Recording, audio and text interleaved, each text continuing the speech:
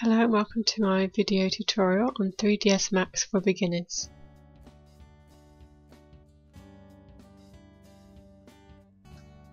If you're new to 3ds Max, this video tutorial should be really good in showing you how to begin and just basically showing you the fundamental basics that you need to know in order to start creating your 3D assets.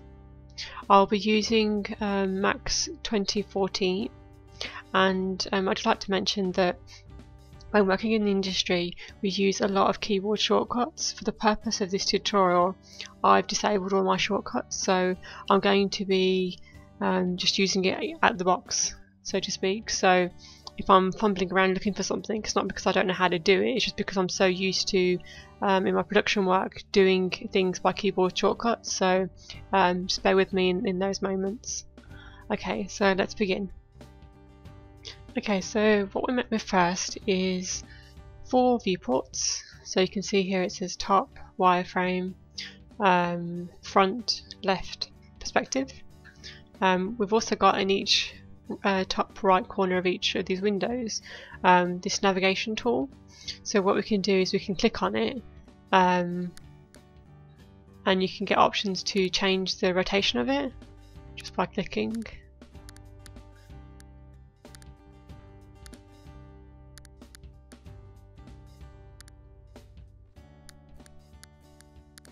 There's also keyboard shortcuts for it, so I'm hitting T for top, P for perspective, orthographic is U, L for left. But if you also want, you can right click on here and then you can then choose what you want as well. So there's many different ways to change the viewport. Also when I work I like to just go back and forth between having maybe 2 viewports and 1.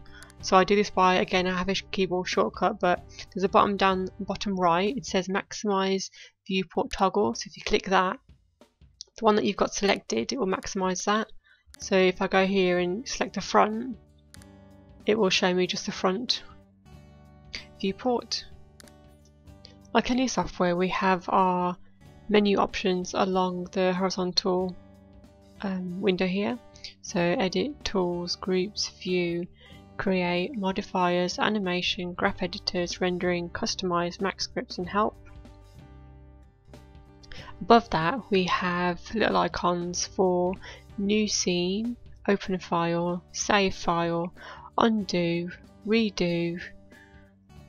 That shows where your project folder is linked to, and then we've got the max button here at the top, where again it's just another way of getting to some of these other settings. So the most common that I use here is open, save as, save and export, and import. There's also an options button just here. If we click that, there's a couple of things in here that you might want to just consider. We've got under the Generals tab, Scene Undo, and this is the level of history that Max will hold in memory. So if you're modelling geometry and you want to connect and extrude and move points about, it's how many of those steps you want it to remember. Obviously the more it remembers, the more memory it's taking up in your computer, so I wouldn't have it extravagant, but I wouldn't have it too low that you can't just undo, because sometimes you'll be working and not realise that you've made a mistake, like maybe you're welding points but you've not got backface color on and you've selected verts that you didn't mean to select, only you don't realise this, probably 15-20 steps after doing it. So I guess the more you work, the more you'll realise what is a happy number to put in there for yourself. So next we want to go to the Files tab. We've got Auto Backup section, and this basically is to do with if your Max crashes or your computer breaks or you have some issue where Max just isn't responsive and you can't save or closes suddenly, it creates a backup of your file while you're working. So you can say how many of these files you want it to keep at one time. Obviously the more you have, the more memory it's taking up on your computer. And then the backup intervals. So this is time, like as it says, in minutes. So how long do you want it to save in these increments? So for me, I put it probably in about 10 minutes or so. Then viewports, sometimes when you're modelling and you're looking at the verts, it might be hard to see, so it's good to know that if you do want the vertices to show up big in the viewport, this is where you can change that, and also the handle size and the gizmos.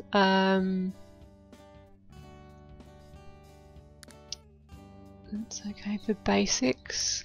Again, here's more settings for the gizmo. Just to know that if you do have a problem with viewing it or you want to change it, this is where to go for it.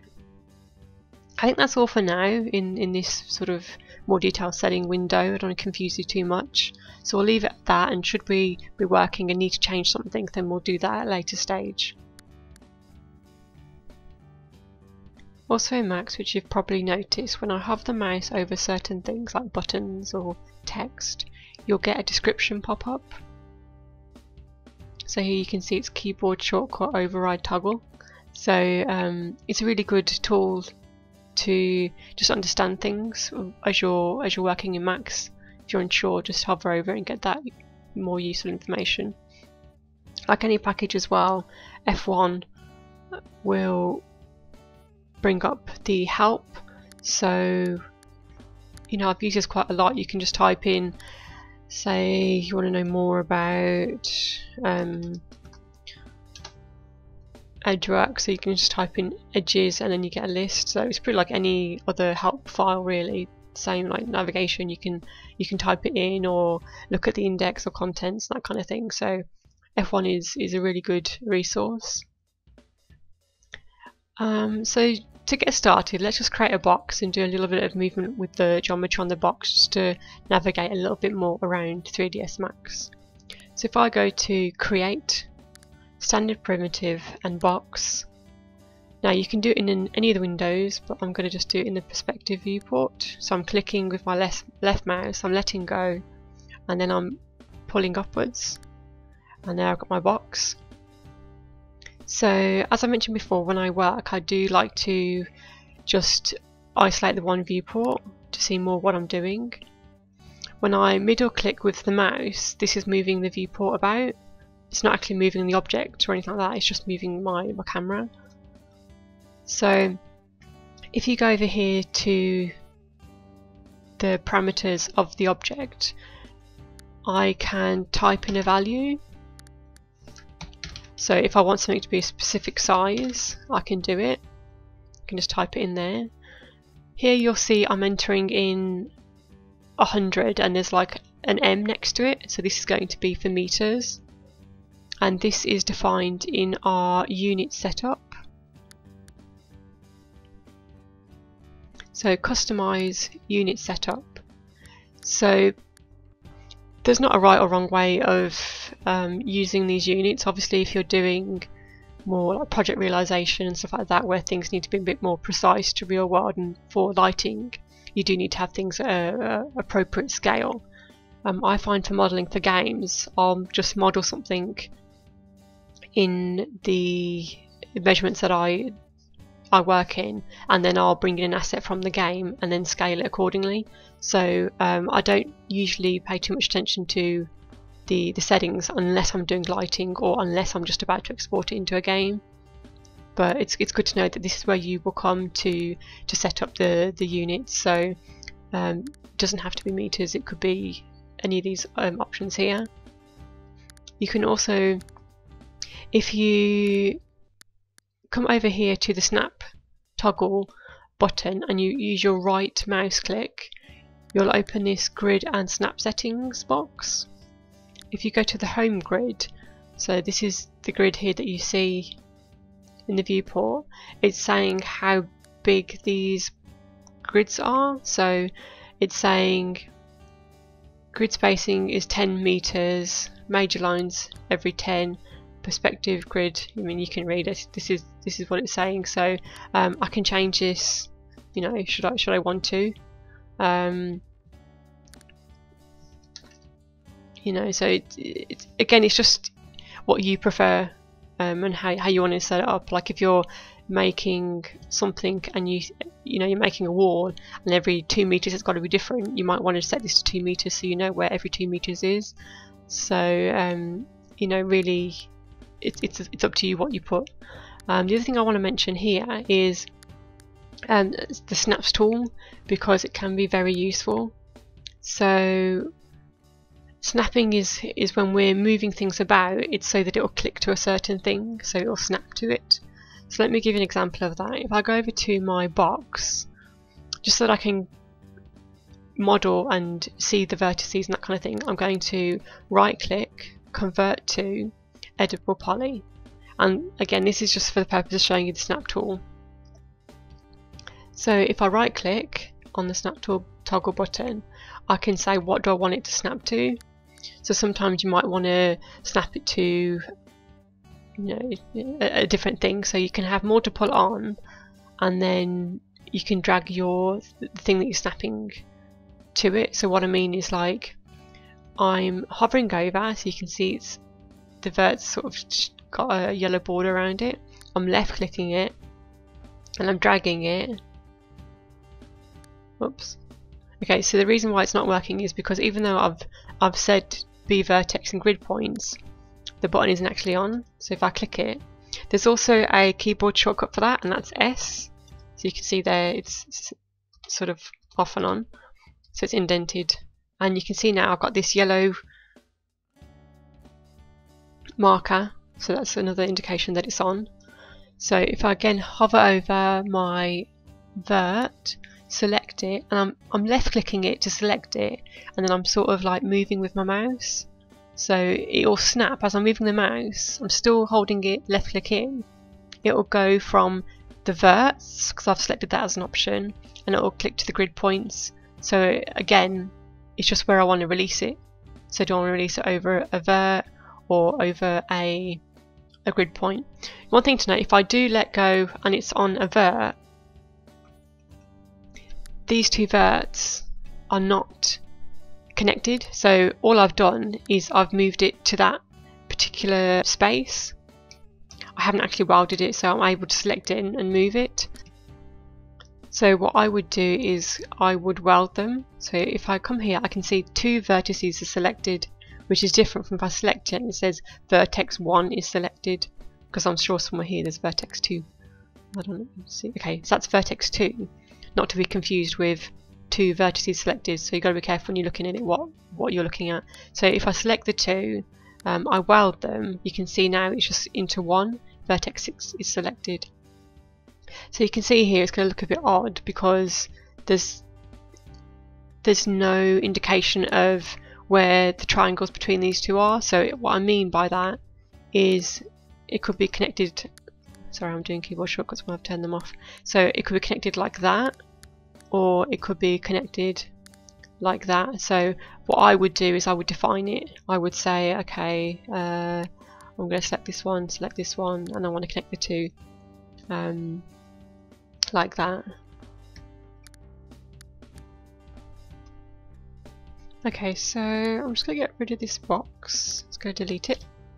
I'm going to create another one, just so we can go back to this panel and see what other options there were when we created it. So just then I created it and I right clicked on the mouse, and then it's like, oh my god, where's the settings gone? Don't worry, so if we go over here, we've got a create panel, one over, we've got modify. So if you click on that, you get back the settings where we could type in what it was that we wanted, so the size. You can obviously, sometimes what I do is I copy paste. So if I want something that's uniform, I just copy and paste. The length and width, so what that is how many divisions do you want across the width, length and height. Generate mapping coordinates, this is for UV unwrapping, so do you want it to give it a base unwrap or not? So gives you that kind of thing. So if I again right click, you had options here, so I chose editable poly. So modeling in games, we do a lot of box modelling. So modelling you can do from paths, splines. You've got editable mesh and editable poly. So I've always used editable poly because there's more modifier settings and things that I found are more useful. I guess it doesn't really matter which one you or what form of modelling you do, whether it's, you know, you start off with a box or a primitive and you sort of sculpt that way, or if you're drawing with splines, creating mesh that way. You know, there's different ways to get to the same result in Max. So what matters is that your end result is what you were hoping for. And at the end of the day, if you're working somewhere and they want you to export something out as a FBX or OBJ, it to an extent doesn't matter if it's a mesh or a poly. And if you've made something as a mesh, well, you can just right click at the end and say make poly. So, you know, it really doesn't matter which you do, but for the purpose of my tutorials, because I'm familiar with it, I'll be doing the editable poly. Sorry, I can't say that too easily. So I've done that. So now we've got a box again. So if I use the middle mouse button and I hold it down and I hold in Alt, I can orbit around my object, as you can see. What else? So there I'm just pressing the keyboard shortcuts to scroll through the left and the top viewport. P is to get back to perspective. Sometimes what I do when I'm working, if I've got a concept image and a concept image is at a certain angle, I will create a camera, and the easiest way to do this is to go to create camera and then create camera from view. So as I said, for me the purpose of this is so I can view my model in the same sort of perspective or angle as the concept artist has drawn it. This is sort of helpful to, it's quicker to consider the scales, proportions and that kind of thing of the 2D concept that I'm working with. And then when I have got my camera, say if I'm back in perspective and I want to select the camera again, I can just press C on the keyboard. Another option again, as I've mentioned before, if you come over to this middle text here, it really depends on what view you're on to what it will say, and then you can go camera, hover over camera, and then these are the cameras that you've got in your scene. So in this instance as well, if I press H on the keyboard, this will select from scene, so it will give me a list of everything I've got in my scene, whether this be mesh, cameras, helpers, that kind of thing. So if I want to select, or just if I'm working in a scene I've got lots of things in it, a lot of times I'll hide the things that I don't want. So in this instance I'm going to hide geometry and just show the cameras, and this is lights, so take off lights, I haven't got any. But here I'm selecting the camera. If I go OK, so now I've got my camera selected. Over here I can type in a name for it, so I'll type in my camera, and that's the same principle for anything. So if I'm selecting my geometry, here I can call it, you know, anything that I want, Ooh, my box even. So that's a good thing to know, is we can name it. So this colour here, it used to be for the wireframe colour, but I've noticed just now that it's actually pointing to object colour. So I guess if I change it, it'll actually change the colour of the object, not necessarily the wireframe. Let's just give that a quick test. So the wireframe is changing. So I'll apply just a quick material on it. I'm going to go into this in more detail later. So don't worry what I'm doing, it's just the purpose of me just opening that up was just to check what this is changing. So if I click it to green, okay, so it is still changing, it's changing the wireframe colour.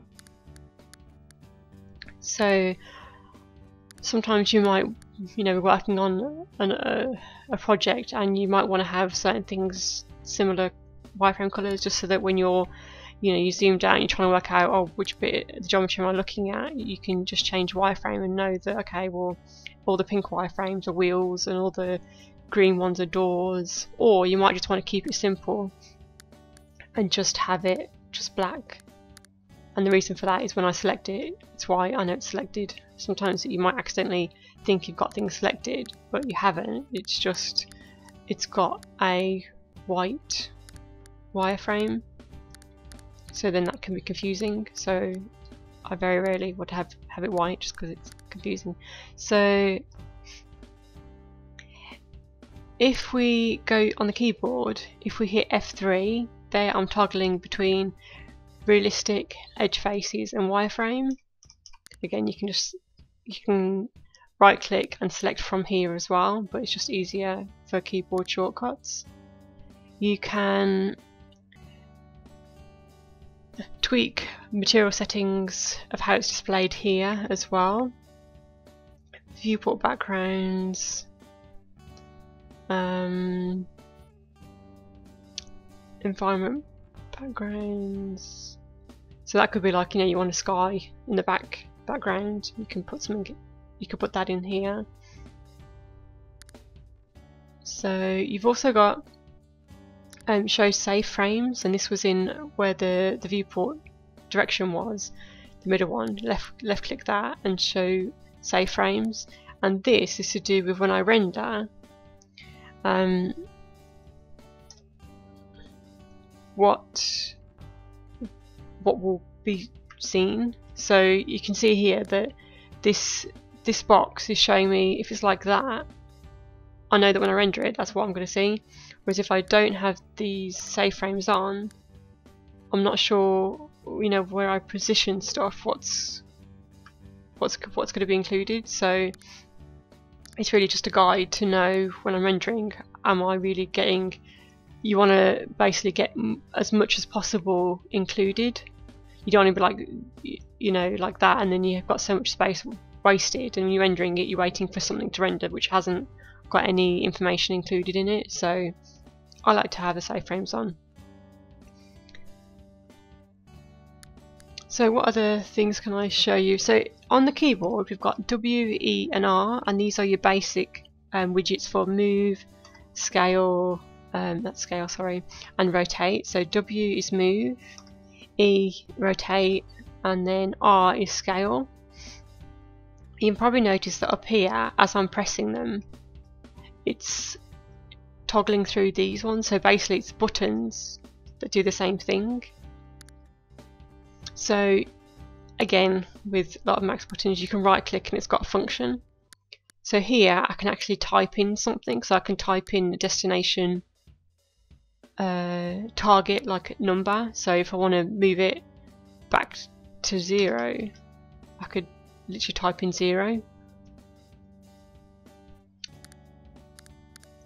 For rotate, again, I've got settings here. One thing I like to do for controlling my rotate, because in games a lot of time you're rotating things on an angle, to be more specific. So we've opened this grid and snap setting box before, but I just want to mention, so I'll do that a bit slower. So I'm right clicking over the snap button. If I go to options, we've got angles. I'm going to snap it to 5 degrees, and this means every time that I move it with this widget, I'm going to snap it to a 5 degree. So what I mean is if I go to the top viewport, I'm selecting it because I've got this rotate selected. If I do this, you notice that it's not snapping, it's just moving it around. You can see the number there in yellow of how far it's in degrees, how far it's moving. So again, this isn't accurate. Sometimes, a lot of the time actually, we want to be more accurate. So if I press, I can't remember what there we go. The keyboard shortcut is A on the keyboard, and this will toggle the angle snaps on. So you can see now that's actually snapping to every 5 degrees and then if I just let go where I want it to, then I can continue. So I just want to mention as well, you can see when I'm moving it here, just above where I'm clicking, that yellow 20, 30, 40, 45, 50 and so on. But if you look down here, you can see as well like an amount, and I usually look there to see, okay, I'm moving that say 70 degrees, so if I'm creating another box and I want to line up the angle, I can, you know, I can go here, I can go, okay, I want, you know, I want the same degrees. So that's a quick way of scrolling through move, scale, rotate. One thing I will mention is uniform and non-uniform scaling. So sometimes I'll go to scale something and it will just look odd. So I want to scale the whole thing, but it's not letting me. It's like, what's going on? And that's because I've got it set to not be uniform. And I'm sure there's a keyboard shortcut for this somewhere, because when I started out I constantly had this happen to me. So I'm accidentally hitting it, but I couldn't tell you what it is.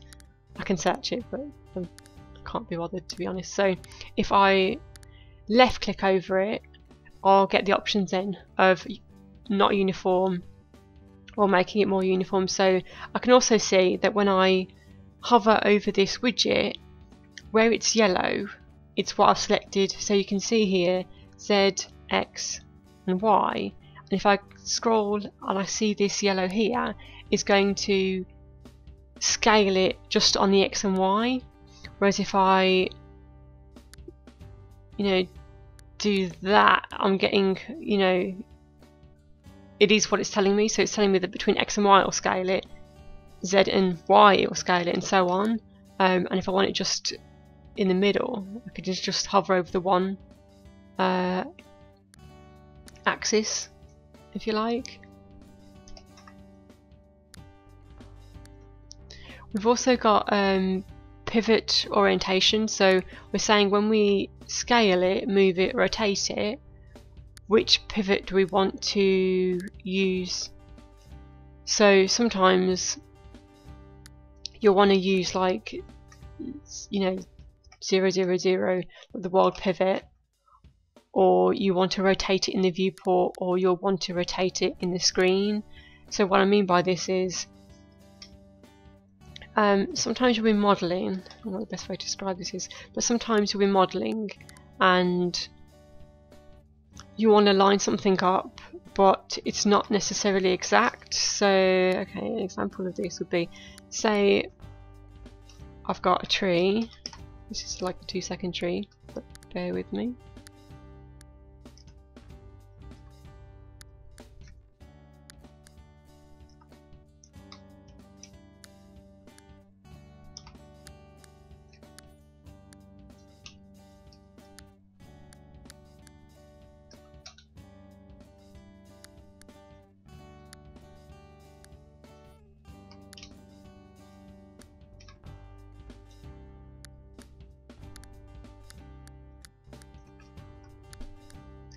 Oops.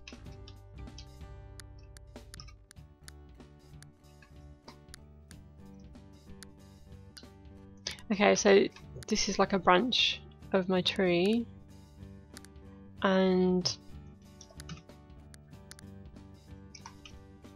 don't worry about what I've just done and how I've done it, because the purpose is I just want to show you about these viewports. I'm going to redo what I'm doing now, but explain what I'm doing later. So in this aspect, say you've got something that, you know, it's not created necessarily with like perfect angles and that kind of thing, and I want to orientate this to this. If I was just going to move it with the world, it will take me quite a while.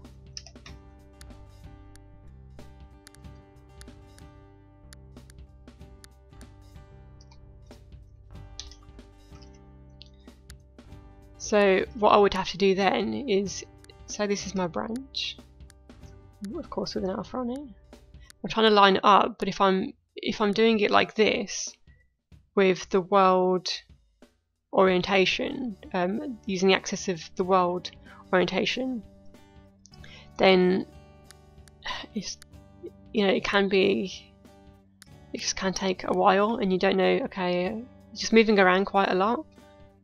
So I find if I do screen, it's basically flattening out the widget, so to speak, in the view that I'm seeing.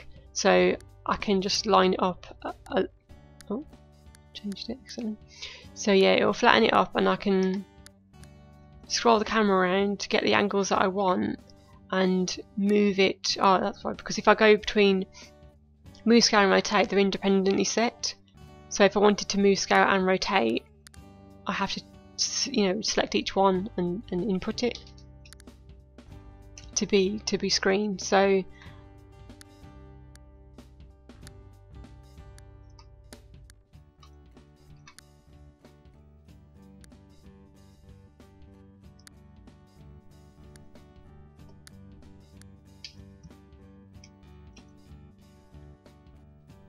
yeah, so there it's quite lined up.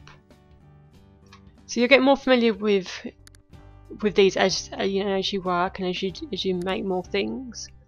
But just bear in mind the options are there, that if you want to change different pivots that you can. A new one to Max is a working pivot or picking another object. So if I create a box, you should see it save the settings from the last time I created a box. So just convert that to editable poly. So if I select this and I say I want to move it, but I want to use the orientation of this box. So the box by default will have the pivot in the center. So now I'm saying, okay, I want to move this with the box's pivot. So you can see here I've used transform coordinate from the center. So it's saying from this object's pivot center, I want to move this one. So I haven't changed this object's pivot. I've just, for the purposes of just moving, I've told it to use this pivot of this object. So it's not destructive, it's just an option to allow me to select different pivots. So this could be useful if you've got things that are connected and you want to use a pivot from another object. But again, these type of functionality, you know more when you've made things and as you go. But I'm just telling you that there's options if you want to move something, whether it be verts or edges or objects. There's different ways to select the pivot orientation of how you move it, how you scale it, how you rotate it and such. And just be wary of, there's a drop down here for uniform and ununiform scale. There's a drop down here for the viewports, for the pivots, you know, for when you want to move, scale, rotate, to select a working pivot, to select another object, to select the pivot that's local to the object. If it's got a parent, so say you've got a windmill with the blades, as it were, you probably would connect them. If you don't want to connect the geometry, you'd link it as parent and child. So you'd link, or even in this example, you want to link this object to this one. You don't want to attach it for various reasons, but you want to just link it up. So that's what these buttons are for. So, and that's what that's saying, parent. So we have parent and children. So it just means an object is more hierarchy to another one and they're linked. So I'll just demonstrate what that means. And you do it because if I'm in Max and say this, I have this tree, if I select this tree and I want to move it in my scene, I don't want to have to select each part and then move it.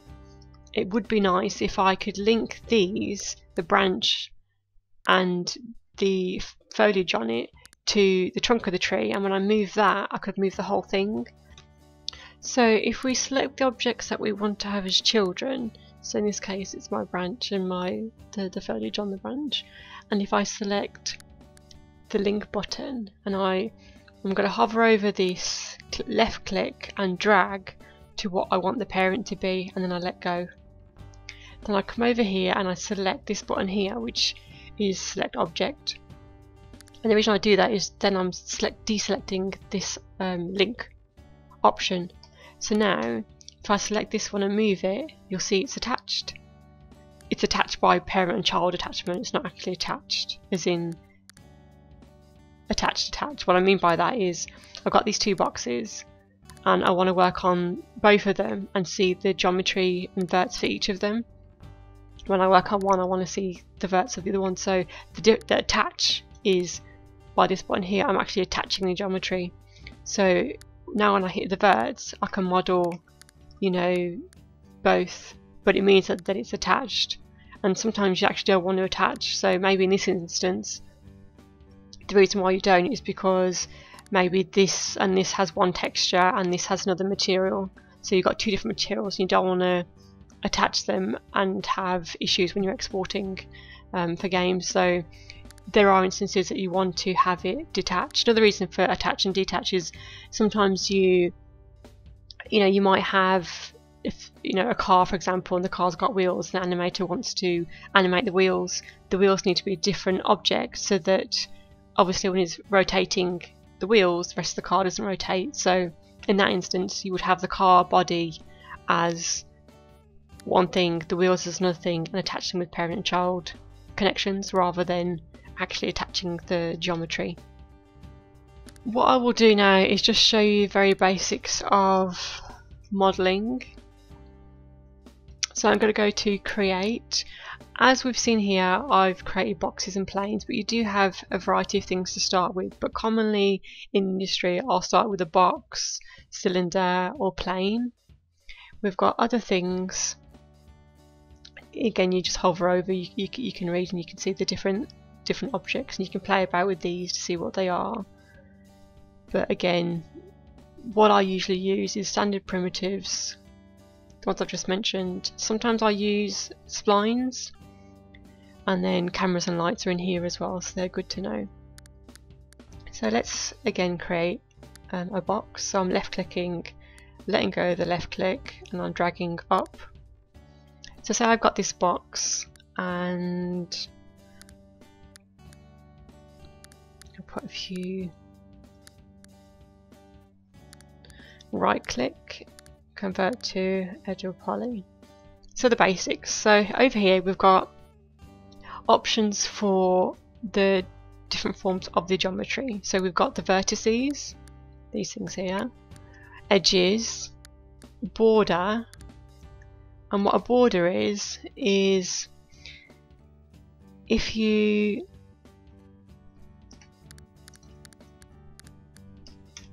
have an area where it's got an open or a hole basically.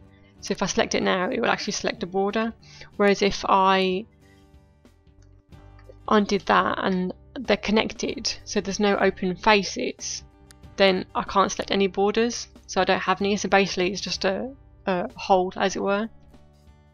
Just a quick way of selecting it as an edge. You might have seen there actually, if you click 1, 2, 3, 4 and 5 on the keyboard, it's the shortcuts to scroll through these elements or these different sections of an object. When you're working, sometimes you'll scroll between, you know, seeing what's selected. So in that instance, okay, so I've got my poly selected, I'm selecting a poly, and maybe I've got a texture on this and I actually want to see it, or I don't want to necessarily see this red. So if I hit F2 on the keyboard, it's showing me a more obvious selection and not showing me as obviously. So that's F2. F3 goes into wireframe mode, and again you can see here it's telling you that it's scrolling through the different things. And where you see text change, sorry I hit F1 there, when you see text changing, you know that if you come up here you can do the same thing, so you can scroll through to see different things in here. rather than clicking on your keyboard shortcuts. But again, keyboard shortcuts is the way to go. It's going to save you time. It's just going to really help with your workflow. So let's go to vertices, and I'll just run through the very basics of what you need to know. So one thing I want to mention is the spacebar. When you're working, the spacebar is always getting in the way, you're always hitting it, you're going to do things and you're thinking, why am I not able to do certain things, why is it not working as expected? Chances are you've hit the spacebar and it's locked the toggle. So just be aware that if things aren't working as you expect, just see if this is indented and it's gone yellow. If it is, then it's on, just hit the spacebar. I want to talk briefly about selection options. So you'll see here, if I go to Vertex mode and I left click on the viewport and drag, I get this dotted white box area. I can control this by coming up here where it's the selection option. So if I click left click, I can change it to be these different options. So I can go to circular, and that will, as you can see, that's what it does.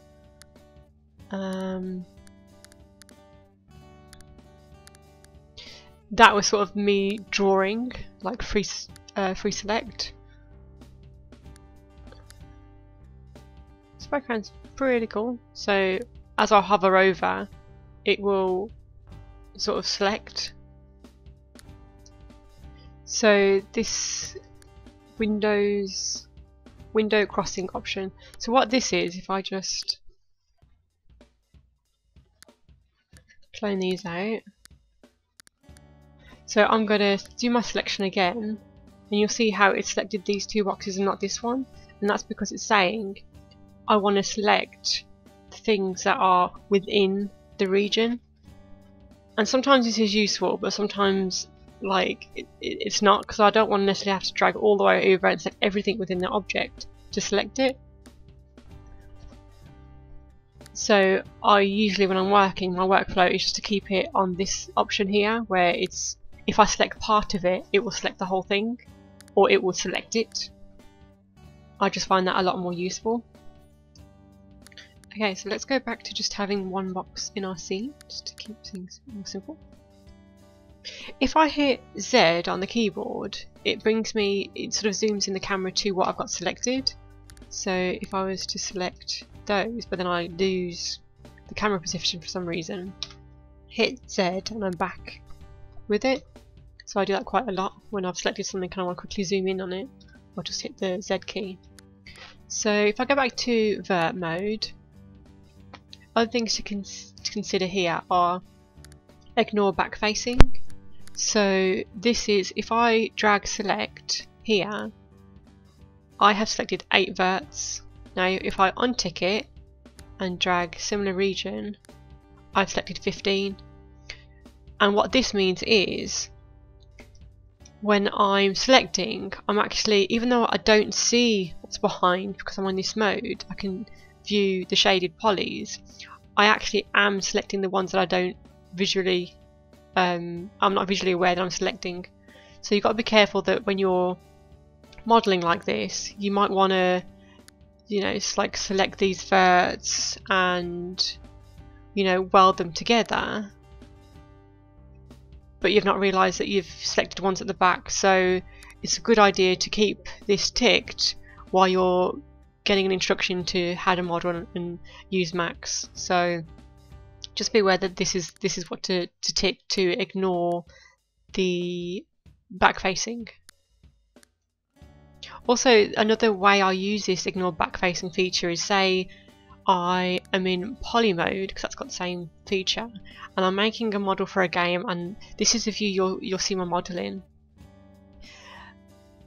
and I want to delete the polys that you'll never see. So if I drag select over here and I've hit F2 there so that you can see in bright red what I've selected, so I'll just do that again. So I've ignored back faces. That means I haven't selected the things that you will not see. And if I do Control I on the keyboard, it's done inverse selection. So I've selected the things, the opposite of what I've selected. So everything that wasn't selected, I've now selected.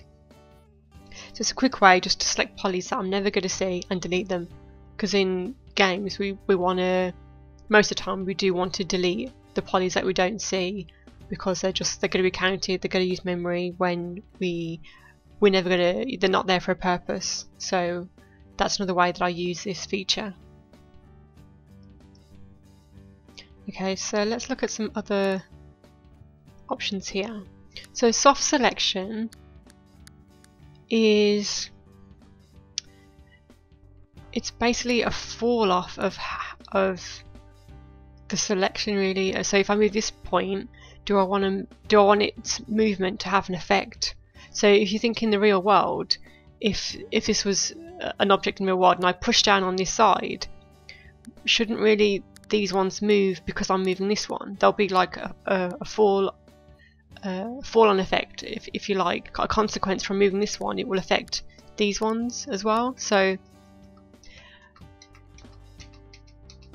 showing you is probably easier than trying to explain it. So if I increase this, you'll see like the colours in the viewport on the verts changing. So this is basically the fall off amount. So I'm saying if I move this vert, how much do I want it to affect all these other ones? So now you see if by moving that vert, I'm actually having an effect on the rest of the object. So this can be, it can be really useful when modelling. It just depends on the type of fall off and the consequence you want to have on the surrounding vert. So like I said, just be aware that when you select it and you're looking at this colour, it's basically saying how far you want the effect to be.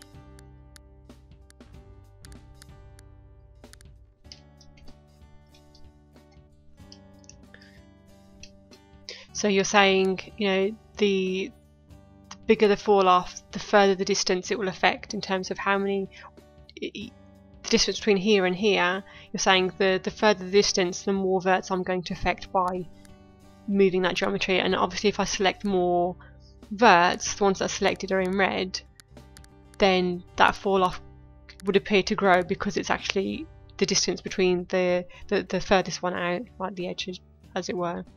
So I hope I've sort of explained that enough and okay. So just be aware that it's there. The other things that I use quite a lot is the weld tool.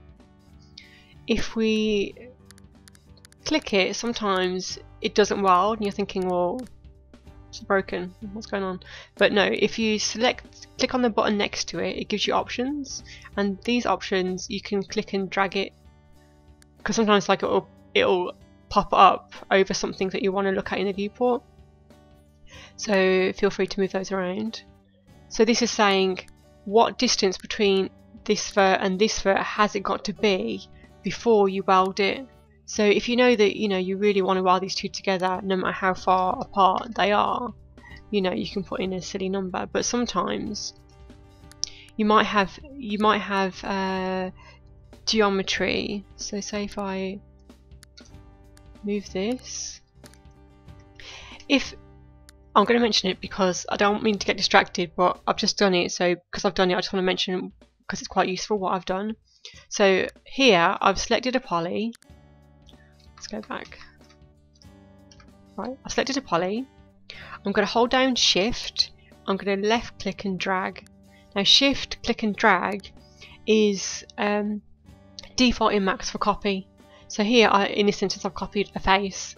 But if I had the object selected, hit Shift and click and move, then it will copy the object or whatever it is that I've got selected. So I'm going to go back to my poly. If I hold down Control, because I've got this poly selected, if I hold down Control and then click on Verts, it will select the verts of the poly that I have selected. If I hadn't have done that and just clicked on Verts, in theory, it will just show me what was the last verts that I had selected. So in this instance, if I've got two polys selected, I've hit verts and you see only 4 verts are selected. But if I go back to my poly, which is to there, I hold down Control, I left click over verts. You can see now I've got 8 verts selected. So it's a quick way of going from one to the other but holding the selection. So if I go back to that, I've got this vert, I'm going to move it. So again, I'm using that snaps we discussed earlier. Oops. Just make sure I've just got those selected. I'm snapping it to the verts there. I'm going to select this vert and snap it on.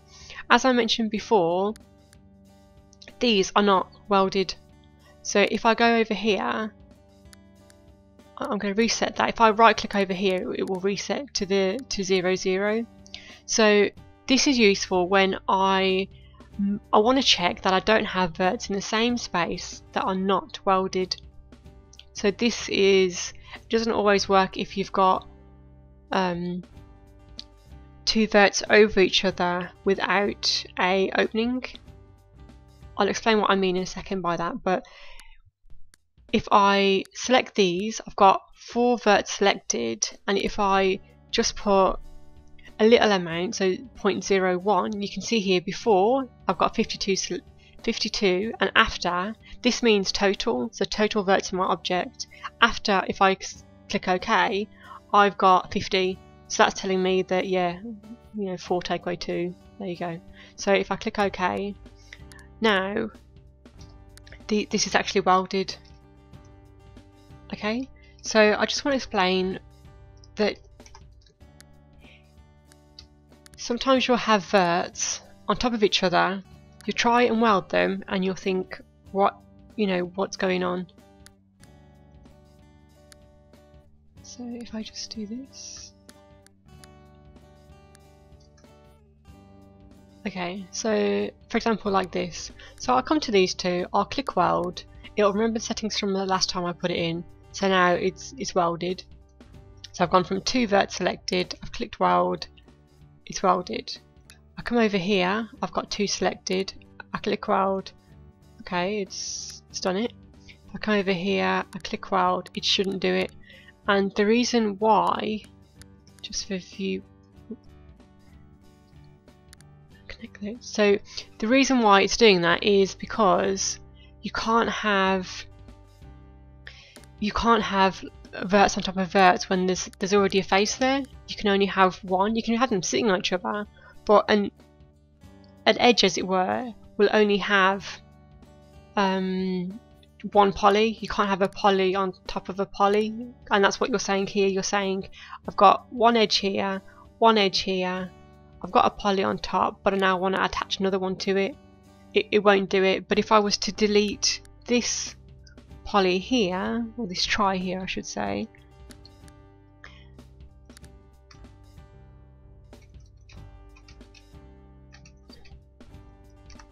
delete this one, I've got my 2 selected and I click weld, it's welded it.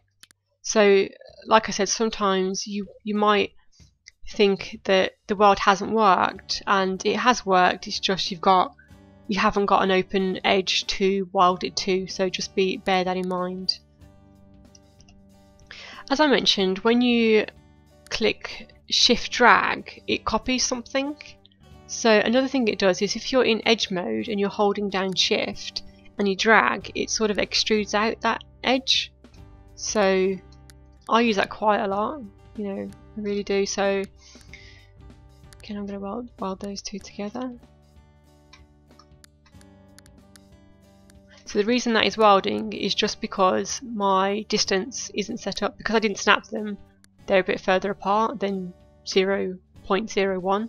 So one thing I've been using quite a lot recently is instead of welding, I've just done collapse, and I've got a keyboard, or had a keyboard shortcut for that. Collapse is pretty cool because you can do it on edges as well. So say, my geometry is going to be a flat surface here, there's no need to have these 2 edges. Purpose of edges in games is to actually deform. So if it was like that, there's point to these edges, but if it's flat, there's really no point. So if I select the edges and hit collapse, you can see what it does there. It collapses them together, it collapses them downwards like that. I guess you could do it with that one, but then you start getting tries, and you start getting not clean poly strips. Sometimes it's better to have it with better stripping like that, but again, this is something we'll discuss a bit later. So in the later versions of Macs, if you click an edge, you hold down Shift and you click another edge, it will select the ring of that. So you can see here, it's the same as if I come over here and click this button here, ring. So it's selected all those like that, and you can see that if I select this and go loop, it does it but the other way, so one's horizontal, one's vertical. So that's pretty useful. I use that quite a lot. Again, I have those as keyboard shortcuts, so sometimes if I want to optimize, I will come back to selecting quickly and collapsing like that. It's pretty neat. Sometimes if I have,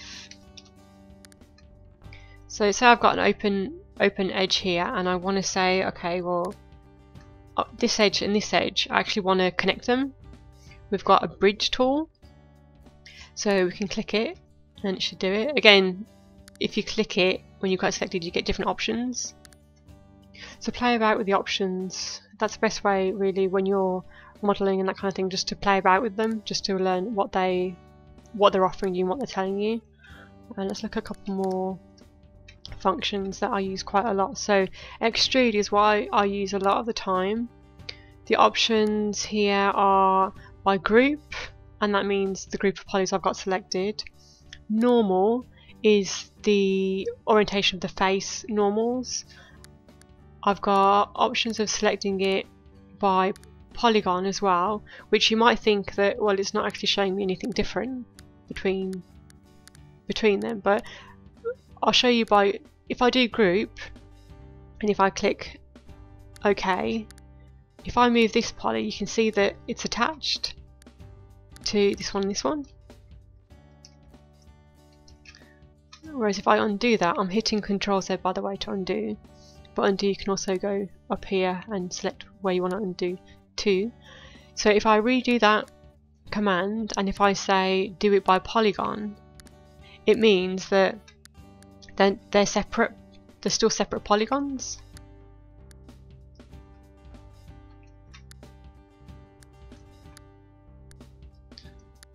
So you can see that they're all different, not attached.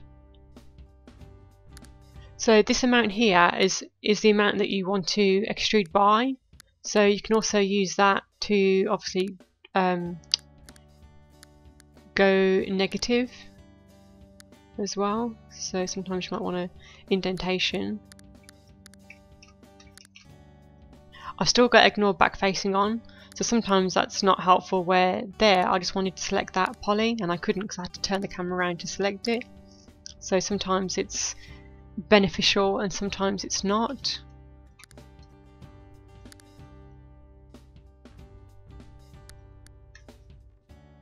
So you've got to be careful when doing things like this, you know, that you want to clean up your geometry afterwards. So here I'm going to select two edges and I'm going to bridge as we did previously. Go here and here and I want to bridge. A quick way as well to do the bridge tool when you have got a border is if you select it and then you go cap, which is in edit border options, you cap it. So you can see now we're getting there. So let's just look at what we've got here. I'm going to select the edge and I'm going to move this down. Move this in a bit.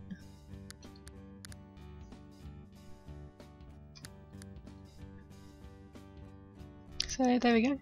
It's all connected up. One thing I'll mention quickly, say if you wanted to do a little connect here and you wanted to move this edge for whatever reason, but it's at an angle, so if you move it you're going to destroy the angle. So I can eyeball it, you know, and try and, you know, visually keep it as straight as possible, but sometimes you actually want it to be accurate. So we've got constraints here. So if we go to edge, you'll see that if I pull up, it's not just doing what it was doing before. So before, if I hover over the Z axis, pull up, it's doing that. It's actually deforming the shape there. Whereas if I've got constraint to edge and I pull up, it's keeping the poly flat because it's constraining the edge here and the edge here. So the edges that it's connected to, it's moving along that. So you can, as well as the edge, you can constrain it to the face as well. So yeah, there are different different options, to just be aware that you can do that, and that works for verts as well. That if it's moving to the right there because I've actually got an edge there, whereas if I try and move it down, it's not going to move it in the middle, it's going to move it closer to that vert or closer to that vert. So in order to move it down here, I would have had to have an edge down here if it's on constraint. So just be aware that sometimes if you want to move something and have it a bit more constraint and control over where you're moving it, that's an option. Sometimes I might have a poly and I want to select the ones around it, or like grow the selection. So we've got plus and minus, or we've got grow, shrink and plus. So shrinking would have nothing selected. Grow, it'll select the next one next to it, so on and so forth. So I can grow my selections. That's a quick way of doing it, and that also works with, you know, other elements as well. If I go back to poly, I can detach. So say if this was a window of a building and I want to detach it and not have it as part of the same object, I can click on detach, and there's different reasons for doing that, as I mentioned previously. So now they're two separate objects. Change that so you can see they're two separate. So when I select these verts and I move them, I'm not actually editing this geometry because it's not selected, it's not part of that geometry. So to reattach them back, I can click the attach and then click on it, and then it's attached again. Just be aware that when you do detach and then attach again, the verts that are in the same location will not automatically be welded. As spoken about before, it's important that when you do have the verts over each other, you may as well save on memory and stuff and just weld them. It helps as well when you're doing unwrapping, because if they're attached here, they're going to be attached in the UVs, and it'll be clear what they're connected to. In UVs, you'll get a guide. In the UVs, when I select this poly and this vert, it will show me that it's actually attached to this one in the UVs, whereas if they're not attached, they're just floating like these, I don't have that reference that they're actually next to each other. So, you know, welding them doesn't only help with the model cleanliness, it also helps with unwrapping as well. So just be aware of that. So again, we could literally select the whole thing just to make sure nothing's not welded, and just do that 0.1 again.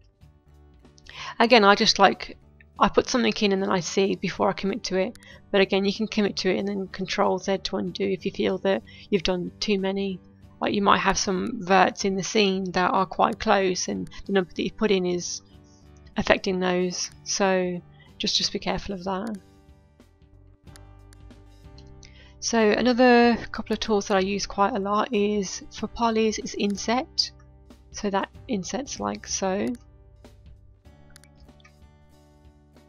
So I can do the amount there. Group, again you can see group there, we'll do it like that. By poly we'll do them individually. So you can just scroll through and do whichever one gives you the result that you're looking for. So I like to use that if I'm trying to create insets and bevels and that kind of thing. You know, like I said, there's so many ways to do things in Max. So you can create a bevel or you know, something that's coming out or going in so many different ways. There are tools specifically for that, and sometimes the geometry shape that you get isn't what you want, so you'll go about it a different way. So here you've got a bevel tool, so this is saying like the height of it. So again, you could have that go negative or positive, and this is how much do you want it. Do you want it to go in or go out? So you're creating like a similar thing that I've got over there, only you've done it a different way. Let's see what else I use. Flip. It's good to know that it's there. Sometimes if you select two polys, or if you have a texture problem where you don't see it properly on a poly, or if I've got ignore back facing on, I'm selecting and it's like, well, why is this poly not selecting? It's facing me, so what's going on? It might appear that it's facing you, but it's not. It's actually facing the other way, so the normal orientation of it has got flipped. So I'll select it and then click flip, and then happy days, we're back to it all being the same way. So let's see what else we've got here. We've got smoothing groups. So I'm just going to create a new box to explain this one. Just going to delete that one.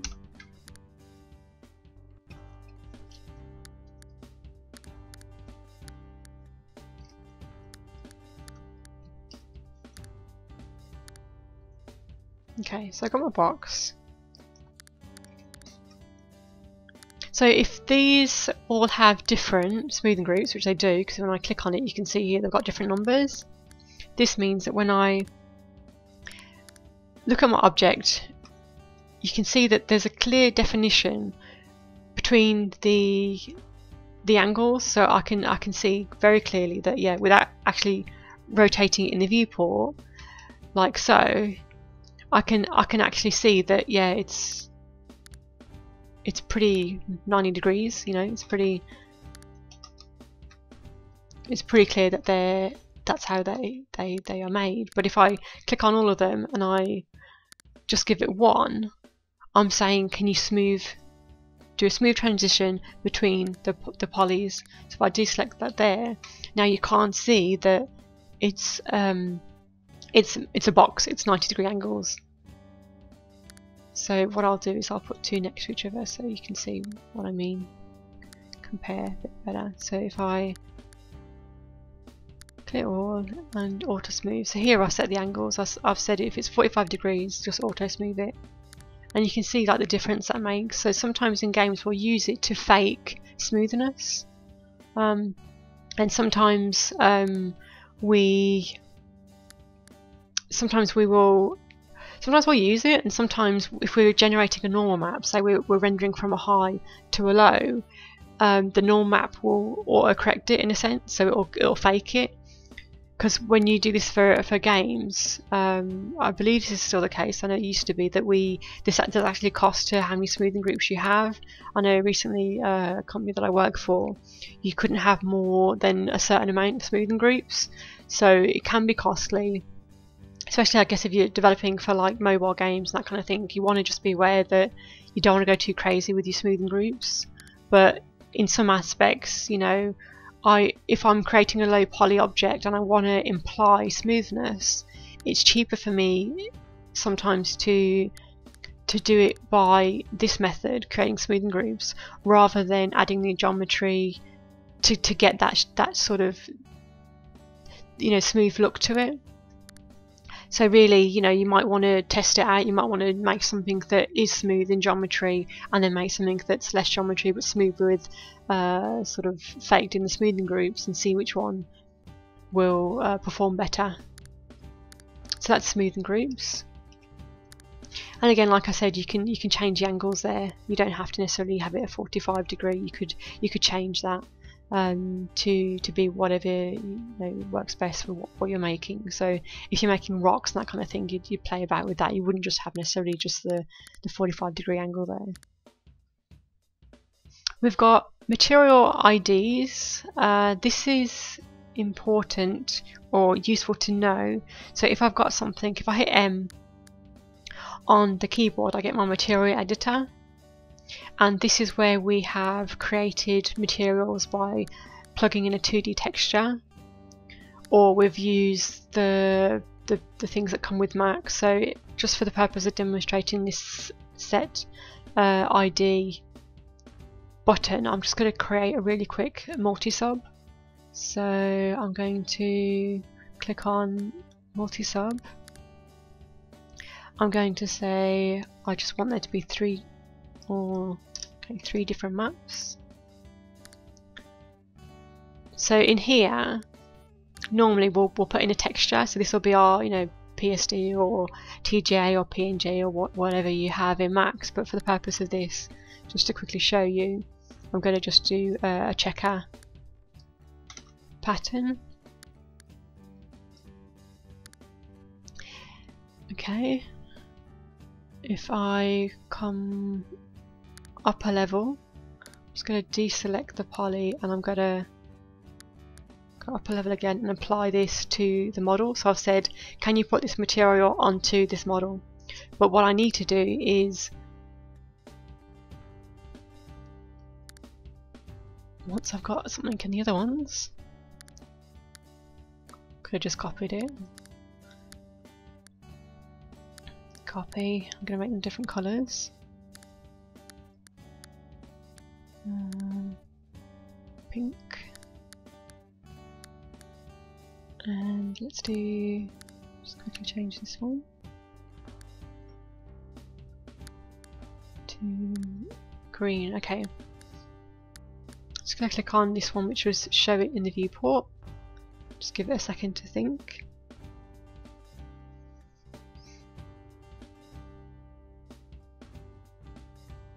It's still thinking, bear with me. My PC graphics card and everything is pretty good, pretty fast, but sometimes, even though it's a really good computer, sometimes you'll get this where you're doing something and it's taking a while to think. So bear with it, it will get there. But while I'm waiting, I'll just explain what it is that I'm doing. So because I've got a multi-sub and there's 3 different textures on it, I can, say you're doing a building, and one would be wood for the door, one would be roof tiles for the roof, one would be the bricks. You can have one multi-sub material and select the polys and say, okay, I want to apply the bricks to that one, the wood door to that one, and the bricks to another one. So it's letting you control, it's letting you apply different sub materials to an object, but without having to open up the material editor. So this could be, that you're working on something and you know that the elusive Max not responding. Oh, there we go. Wait.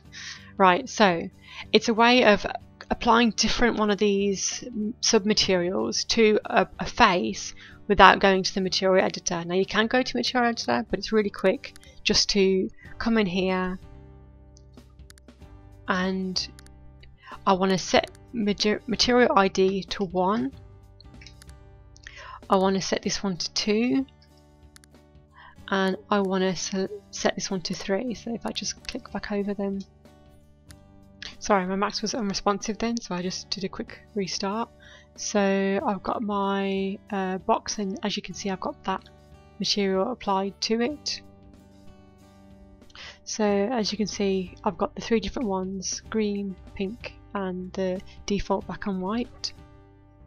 And like I said, I've gone over here, I've selected the face, and I'm saying here I want to apply the first number 1, set material 1 to it. So I'm saying in here, what's number 1? I want to apply that here. So another functionality of this window here is, say if I want to select, say 1 is the wall, and I want to select all the polys that have the wall on it. For whatever reason I want to select it, I can come over here, I can type in 1 and I can click select. And if I, like I said, if I had multiple faces with that on, it would select it. So let's try 2. If I select ID 2, you can see there it selected it. So this is a quick way of selecting certain materials and setting the materials on faces. One thing I forgot to mention when I was talking about when you hold the shift and you move, it will give you an option, clone options. So do you want to copy, an instance, or a reference? The two that I use are copy and instances. So just to keep things simple, I'm just going to delete those. Okay, so I'm going to copy this as a instance. So this means whenever I edit this geometry, it's actually going to do it to the instance copy as well. And it doesn't matter which one I edit, it knows that they're instances. So you can see there it's actually doing it on both. Whereas if I copy this as a copy and then I move this, you can see it's not affecting the other one. So sometimes you'll want to copy something and have it unique, and sometimes you want to copy it and have it be an instance. One thing to remember, if you do copy it as an instance, and you can see the difference here, like if you want to know a quick way, or it should be, if I delete those. Right, so I've got one, I've copied it and it's an instance. I've got one that's an instance, I'm going to copy it as a copy. For me, the quickest way to realise if something is a instance or not is, you see how it's like bold letters? If I click on this one, it's not bold. So if it's bold, it's an instance of something, and if it's not, then it is just a copy. Just be careful in Max that once you use a modifier, and we'll get onto these in a minute, that if you collapse a stack, sometimes you might accidentally collapse it all, like if you've got a keyboard shortcut or something like that, you will then have it not be the instance anymore. So you just got to be aware that that can happen. So when you collapse, I believe collapse 2, well yeah, it will keep it. So then I've collapsed the stack, but I have retained the instance functionality. So let's see other things that I use. View. Okay, so you can see here this poly has like a really funny angle to it. Sometimes you want things to be more aligned, shall we say. So say here you actually want to align it to an axis, you could click on that and it's aligned it an average on the Z. So you see how that worked. Z and Y. So sometimes that can be useful. We've got make planar, which averages it out and it actually makes it flat. So you can see on this one, if I hover around it, it's really not flat at all.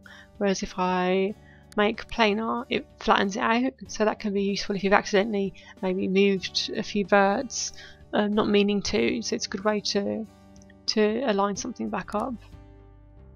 One thing I use quite a bit, not when I'm doing like really low poly, but just gonna connect. Okay.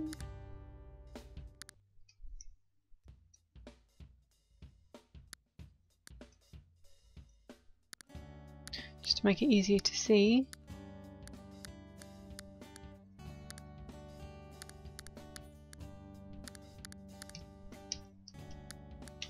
Okay, so if I select my verts, and I've selected the back as well, so I'm just going to redo that.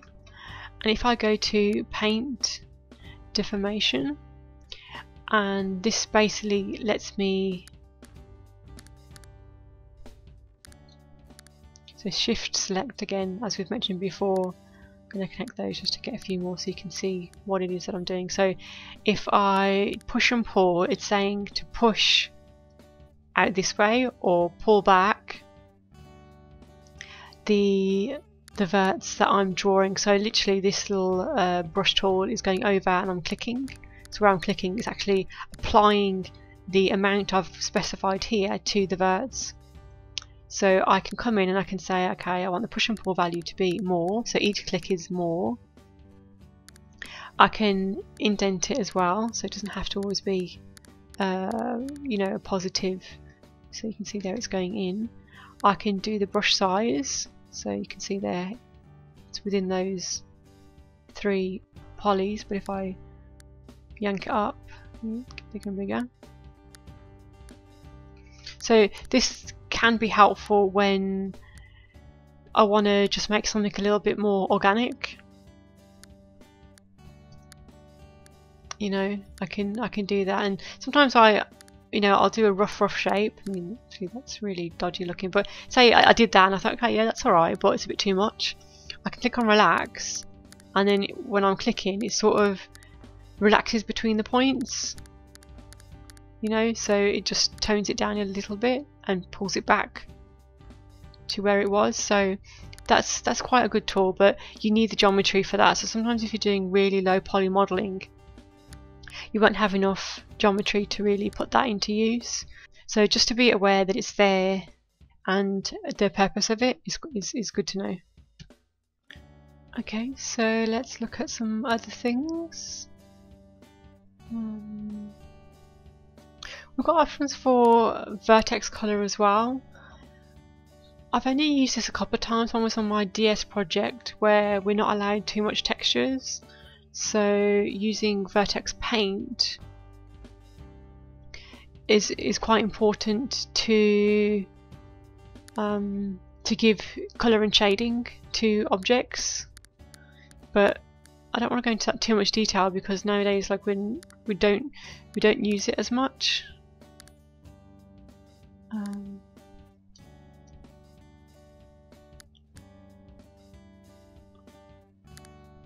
So you can see there I applied a colour, and if I go into Vertex paint modifier, I'm actually, there's like a tool here I can paint on. I can say select a colour, let's make these green. I can select polys and I can paint buckets so they're solid. It's sort of like Photoshop as well, that I can multiply and that kind of thing as well. But again, I don't want to go into too much detail. If you open up this Vertex paint modifier and it doesn't look right, just scroll through these top options for the viewport. So if I just quickly make this one a different colour, pink, okay. I can colour pick as well, go over here and go, okay, I want that exact colour.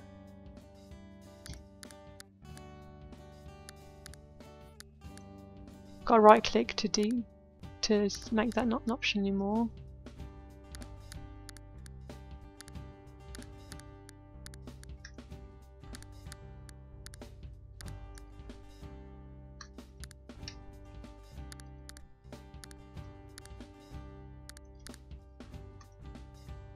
Just going to collapse that.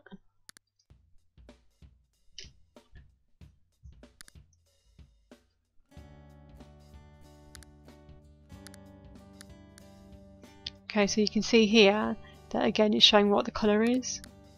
So I've got green.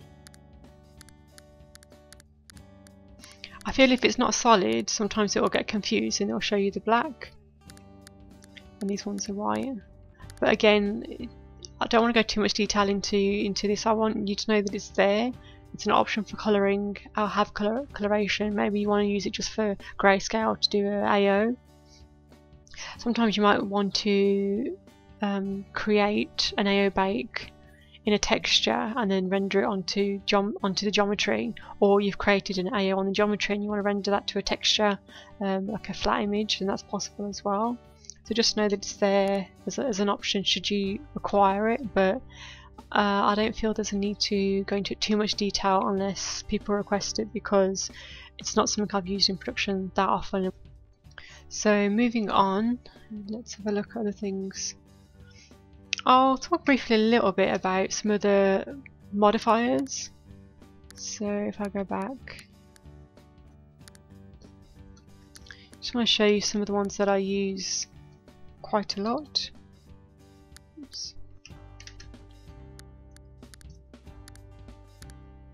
Okay, so I've got my box and I want to deform it, and sometimes, you know, like if I wanted a taper to it, for example, I can use that soft selection that we spoke about, or what I can do is use a FFD, and these are quite useful when you just want a little adjustment to the overall shape. So sorry, I'm just going to delete that. I'll select my verts. Because I got the vert selected, now you can see this like little cage appears. This is pretty hard to see. Let me just change the material colour there. Is that easy to see? I don't know. But you can see this orange cage. So I've selected the 4x4. If I open that up and go control points, if I pull those in, you can see how it's having that effect. You know, so I'm creating quick tapers and indents where, you know, doing it without this FFD would take me a little bit longer to do. So sometimes, as you can see, like this, if I go to a side view, if I hit G, I'm getting rid of the grid. I think I've done that a few times and not really explained what I've done. Okay, so you can see that between these control points, if I move this, it's going to move the ones in between or surrounding it. So sometimes I actually want a bit better control. So having 1, 2, 3, 4 might not be enough. So in that instance, you can actually put in the number that you require. So if I go FFD box, I can go set number. So if I count how many of these I've got, and I can put in, you know, a better amount that I want. I can be exact, or I can just guess at a better amount. It doesn't always have to be uniform as well, but I did just for the purpose of showing. So again, if I go control points, I move these, you can see that, you know, I'm having more control and I'm being able to add a bit more detail with this box. And sometimes, you know, I'll do the one box and I'll come in and then I'll add another box on top. So, you know, I can do that as well. So it's still keeping the information, and I can still come back and tweak one and then tweak the other one. If you click on these little light bulbs, that shows the result or not. You can see there. You've also got two options here. One is to pin it, and the other one is to show the end result. So I guess if I'm selecting off it, it shows the end result. Is that right? So now I don't see it anymore. I can see my box, whereas if I click on that, you know, I can see it. I use this a lot, these options. I mean, I use them mostly when I'm doing hard surface modelling. I'm doing high-end stuff. Sometimes I'm, you know, I'll toggle between the end result or not. So I have to have this selected in order to make it have a difference. I have to be inside the edible poly. So if I'm inside that, sometimes I want to see it, sometimes I don't. So normally if I've got a TurboSmooth on it, sometimes I want to see the TurboSmooth result just to check that as I'm modelling, the deformation is as I want it. So I'll set up a keyboard shortcut to toggle back and forth between those. And I believe the pin stack is just to pin me to be edible poly, whereas, you know, instead of pinning me to be on the top level, I can say I'll just leave me be down the bottom, you know. Okay. So you can delete them as well if you put something on you think, oh, don't like that, go change it. The other modifiers that I use quite a lot, oh, the bend one, I use that a lot. So I'll show you what this does. Because I've moved this box around the scene quite a lot, I'm just going to move it back to 0, 0. Quickest way of doing that is I can type in 0, 0 here, or I just right click on the down arrows and that sets me back to 0, 0. I'm just gonna, just so that I can show this bend tool a bit better.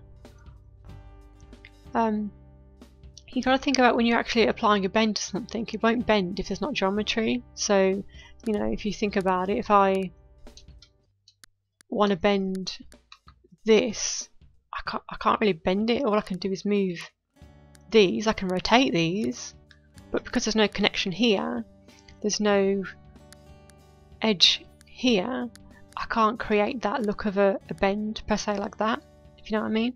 So you've got to consider, for bend to work appropriately, you have to have enough geometry in your object. So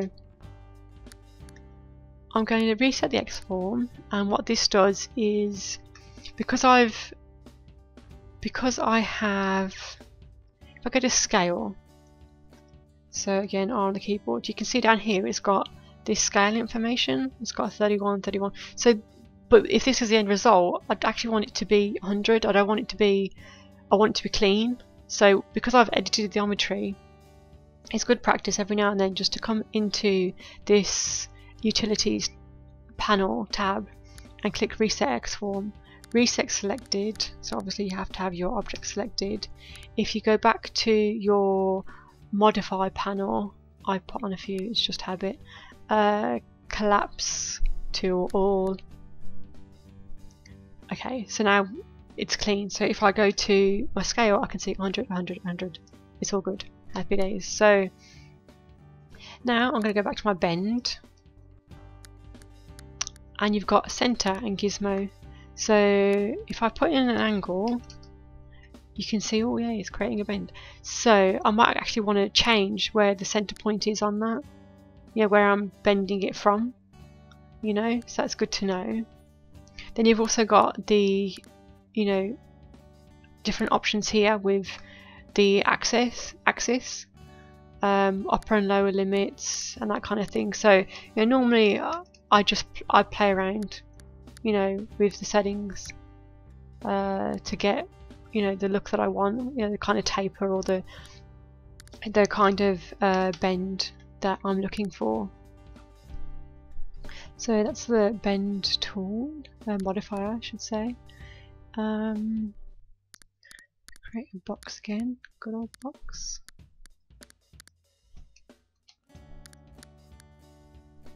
Convert to blue. The other one I was trying to use a lot more recently because I'm doing more high-end modelling, hard surface modelling, is this TurboSmooth. And to really understand what this does, it's basically saying, sorry, these cameras are distracting. I can right click and you can hide selection, so you've not actually just deleted them or removed them in the scene. So you're saying basically between these points, these verts of the box, you want it to pull basically and relax. So between all of these it's going to relax and therefore smooth it, and therefore it's creating this more oval shape. So an example would be, say I select these two edges and I connect them, and if I show end result, and this one is just the box.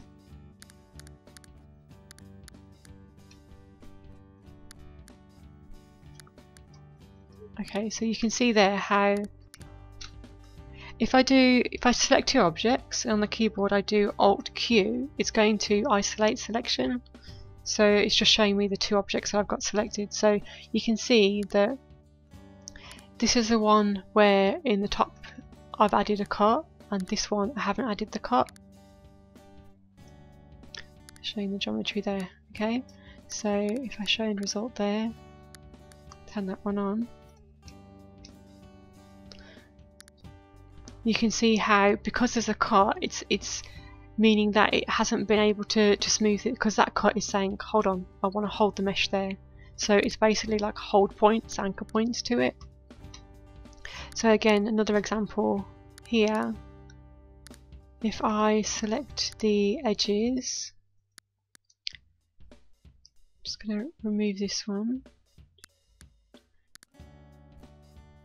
I'm going to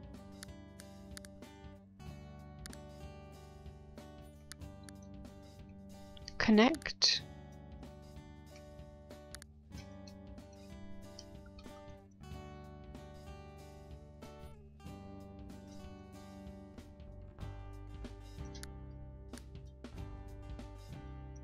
I've removed it, but I was wondering then why that didn't work, and it's because I removed the edge but it's left the verts. So what I should have done is, if you hold down Control when you click remove and then you go to verts, you'll see they're removed, whereas if you just select the edge and you click remove, when you click back verts, they're still there. If they are still there and you don't want to go back and undo, just then select the verts and hit remove. But like I said, it's good practice that when you are removing an edge, hold down Control and click, be in edge mode, and click remove. Okay, so now my selection, ring select, will work. Okay, so I'm going to connect it, and I'm going to connect it with two edges, and I'm going to pull them over. So what I'm doing here is I'm creating distance here that I'm having like control points, so my box will stay, it will stay, and just there I did that thing where, you know, you hold shift and you click and then you get that loop again. Go to connect, it's going to remember the settings from the last one. So now when I show end result, you can see that because I've created these anchor points, so to say, it's not, when it's pulling to smooth, it's not pulling down, it's not pulling this one down because it's actually got a point there. So you're saying, I want it to hold the shape where I've put that. Sometimes I find when you're viewing it, this orange box, very distracting. It's actually setting in here, subdivision surface, tick off show cage. So you can see there, that's when we're doing hard surface modelling, that's what we're talking about, and that's sort of the basic, very basic 2-second explanation of what it is, and when we apply TurboSmooth, what we're looking for and why we're using it. So that's the TurboSmooth modifier and what I would do with it and how I use it. The iterations, just be careful because that's how smooth you want something. So obviously the higher you go, the more geometry, the more smoothness it's adding, but it's adding a lot more geometry, so just be careful you don't actually ram that up and then your computer just dies. So you know, try and work with what you need, not with necessarily the highest it will go. Okay, so that's that one. We do have modifier set button, so this is for, you see up here you've got like UV map, mirror and such. You can set it to have buttons that you use quite a lot, so I'm just going to configure it to add a couple. So some I don't use, so say if I take off mirror, let's take off the unwraps. So I can scroll down, I can you know, choose ones that I want. I can, I guess,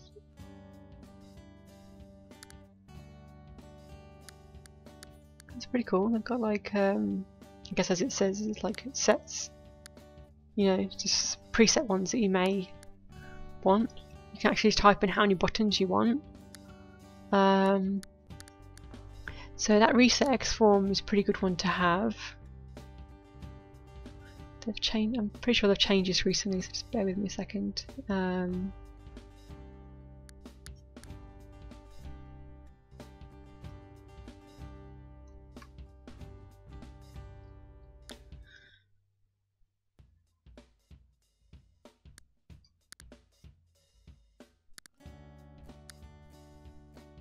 So here you got the FFD as well that we've spoken about before.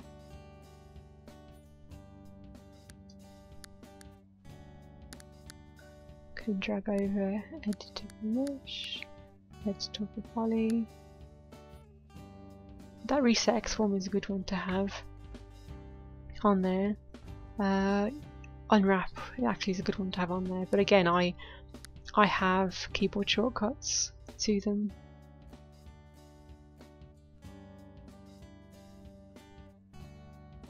Okay, let's go with those for now.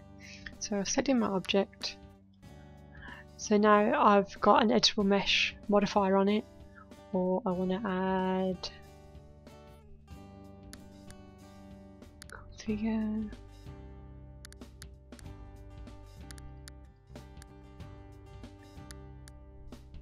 So yeah, you can play about and you can add buttons, you know, the buttons that you want to it. It can be useful until you're used to using keyboard shortcuts, so that's pretty cool. You got the delete as well. I don't know if you've seen me use that a couple of times.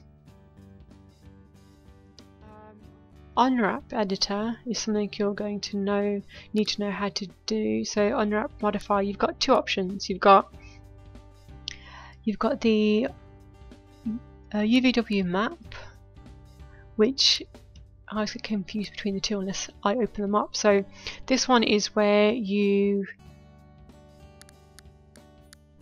I guess you've got to select the faces first. So I've selected the whole thing. So map, oh, what's the other one?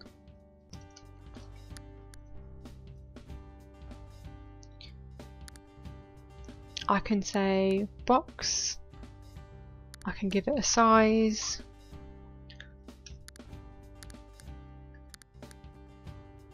I guess this is pretty useless unless I've got a texture on it. You won't be able to see what it is that I'm doing, so if I put that back on,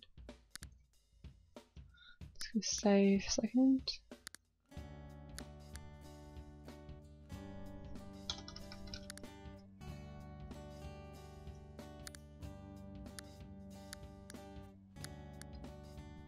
Sometimes I find that the display you have isn't what you expect, so I kind of wanted the checkers to be on here. So materials, showing viewports as, so I click, you know, between these until I get the result that I wanted. So I want shaded materials, or do I want realistic? Let's try the shaded.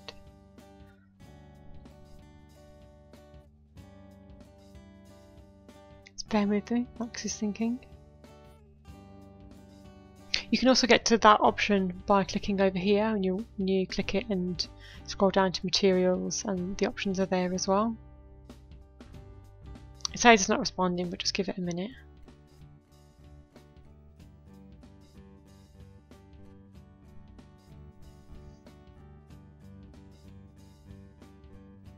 My PC graphics card and all that is pretty decent, so I can imagine if I'm having issues that you'll probably have the issues too. Just one of those things.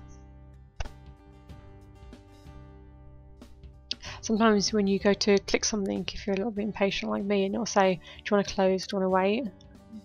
You know, it's up to you if you've saved it recently or you have set auto backups. You can just close or open, it might be quicker than waiting, or you can just choose to wait.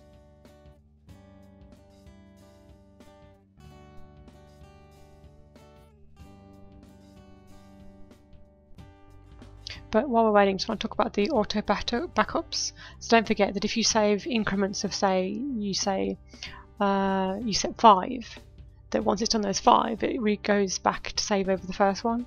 So you've only ever got that. So if you did 5-minute intervals and you've got 5 of those, you've got 25 minutes of work saved.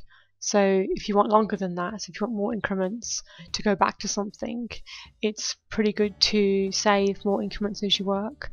Now I tend to do this because sometimes I want to go back to a base mesh, or you know, I accidentally have done something and I don't realise until much later on that I've done it, so I might have welded verts and not realised for quite a long time. you know, it happens to the best of us, so it's good to have, I prefer to have more increments and more backups. But in production, sometimes if we're working and we're saving things onto a server, I will save, you know, just the one file on the server. I don't want to save like 50,000 files, but on my PC I will have a few more increments of it, just in case, you know, if you have just one file and it gets corrupted and you can't open it and you don't have the backups, then you've lost your work, you got to really start again. So again, order backups, keep those, but also as you're working, keep increments. I'll show you as well once Max gets back up and running that if you go File, Save As, there's a little plus icon, and if you click on that it will save it as like an increment of +1. So if I call this scene House and I then do the plus, it'll be House 01. I click it again, 02, 03 and so on. So that's pretty useful. Okay, so I killed Max because I got impatient. So I just want to show you that save function I was talking about. So if I go Save As, there's like a little plus here, so you can see my scene is called Box.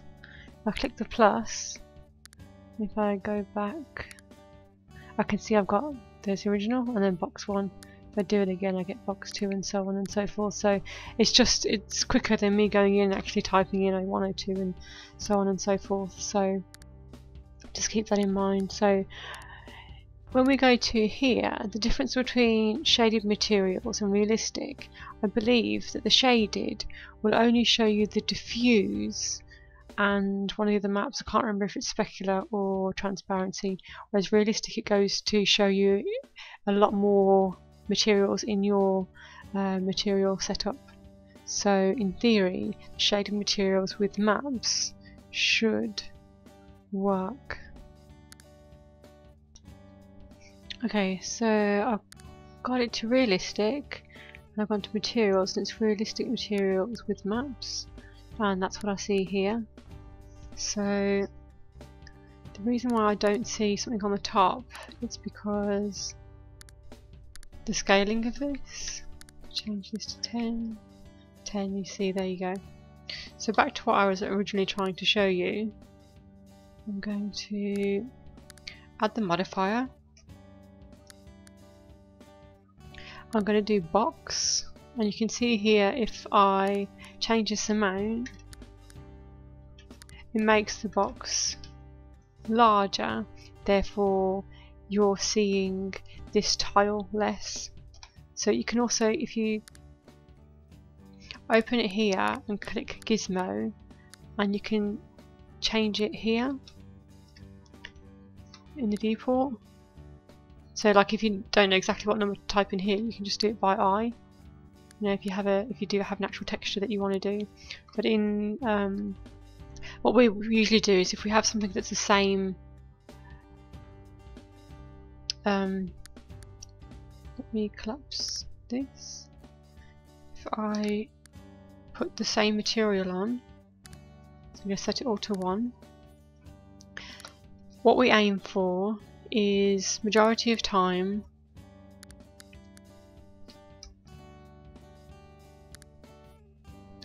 to have uniform and same size checkers. So this means that everything has equal space in the texture page. The mapping's the same, nothing's stretching too much, it's the same resolution. And this is just to get consistency with our textures when we're working with a group of people, so that we're all making things that are the same quality. And you want to really make use of your texture map. You don't want to have something way too big and something next to it that's really small, because when you see that finished asset you're going to see something looking more pixelated and something looking more sharper, and it's just going to look wrong. You'd rather have everything sharper or everything a little bit blurry, as it were, if it's you're working on something that's low res. But at least when you don't give that contrast by having something overly stretched or overly scaled up in the UV map, you've got nothing to compare it to. So when you see something that is low poly, it looks low poly. When you see something that's high, it looks high. But when you see something that's a mixture of both, because neither's achieved very well, it just feels wrong that you haven't really achieved either style. So when we come to this UVW map modifier, that's what we can do. We can do box, we can do shrink wrap, cylindrical, but it's all the different sort of shapes, as it were. So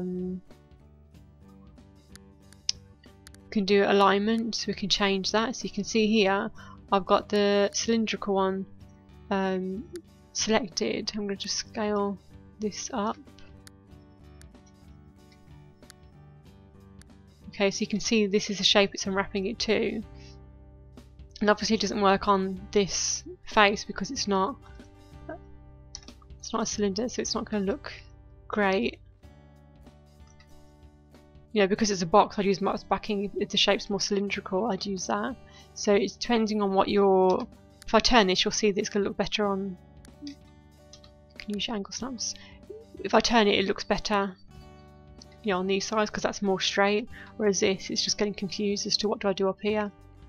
So you can play about with this. You could always copy this setting. See if this works. And if I paste,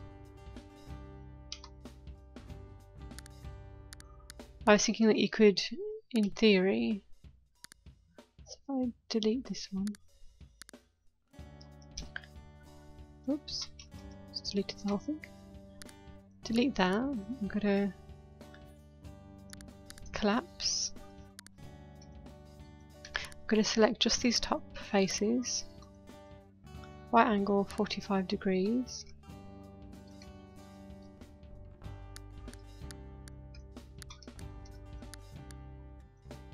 Okay, let's see if this works. I've not tried it, but I just thought maybe give this a try. So I've pasted this, and if I've pasted the same one I had before, so I've got the same settings here, the 216.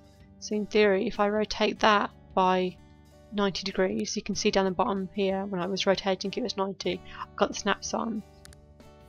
So this distance in here is the same as this checker here. Granted it's stretched, but you get the point that I'm trying to say, that I can copy from one modifier and then paste it on another. So if I find something that doesn't work straight out of the box, there's ways around it. So that's the basic form of unwrapping there. So you can play about with those. The one that you will use the most is unwrap UVW. There we go. So they've changed this quite a bit. In the last few years it has got a lot better. There's a lot more tools, but you can do the basic functionality of the other one. So I've selected the polys. I'm going to go box mapping. If I do fit, it's going to move the point to the center. If I click open in editor, I can actually see the UVs. So we can see here that they're all overlapped, but they're all fitting neatly into this UV space. So this means if it's in this grid space here, it's not yet tiled. To be tiled or tileable, it's actually got to go outside this box. So if I click off this, I'm able to select over here and I can drag and change the scale of this. I'm not going to go into too much depth of how to unwrap, that'll be a later tutorial, but I just want to go through some basic functionality of this modifier. So we can scale, we can move and rotate here, we can mirror, we can do a quick flatten mapping. So we can set the degrees. If it's 45 degrees, I want it to be considered as a group, as it were.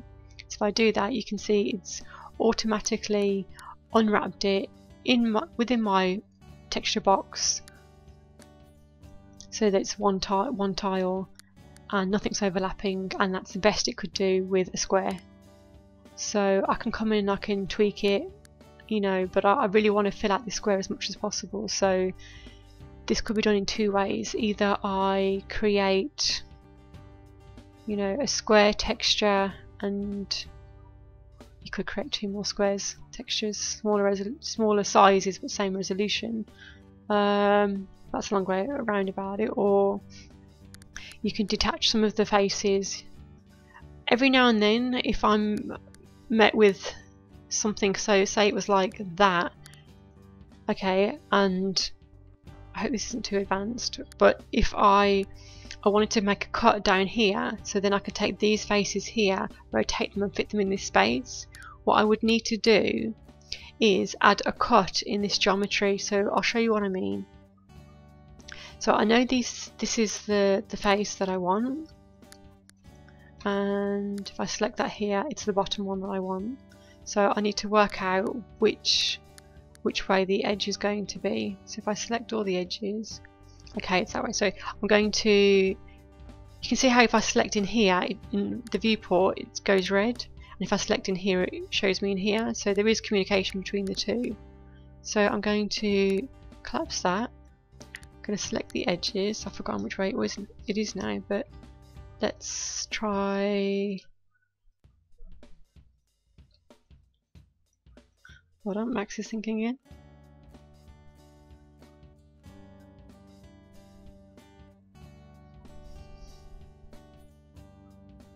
I'm going to loop it. I'm going to do a connect where I've got 2 segments, or even one should do it, because it did look as if I could split it down the middle from looking at the UVs. So I'm going to split it, and that just means then I can actually cut the UV along that point as well. So that should mean that I can detach 2 of these and fit it more better into the square. So when I spoke before about having geometry to serve a purpose of either UVs or mesh deformation, that's what I've sort of meant. So if the verts aren't creating shape, then you know you wouldn't necessarily keep them for a game asset, and if they're not serving a purpose of being there to separate UVs, then you know that might not be a purpose to it as well. So sometimes you look at something and you'll think, oh well, they've wasted geometry there by adding a cut there, not realizing that they've added the cut. For this example, they've added it to detach UVs so that things can fit in the box a lot better, which means if you're using the box allocation in that UV editor, the more you use it and fill it up, the better the resolution will be of your finished product. Okay, so I'm going to add, I select all the edges there, I'm going to add a connect. So you can see there, that's where I'm adding it. Now if I add the unwrap again,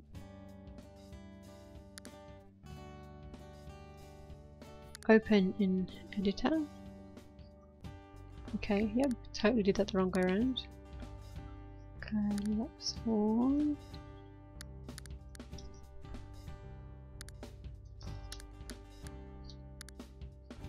So connect. Gonna loop that one, gonna remove that one. Okay, so now I've got a loop around this way. Sorry, I'm doing keyboard shortcuts again and I don't have them. So unwrap UVW, open editor. So you can see now, if I take off the checker pattern,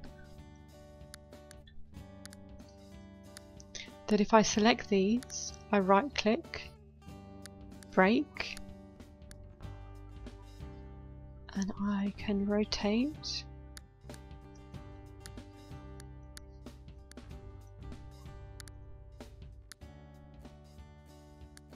You know, I can fit it in a lot better.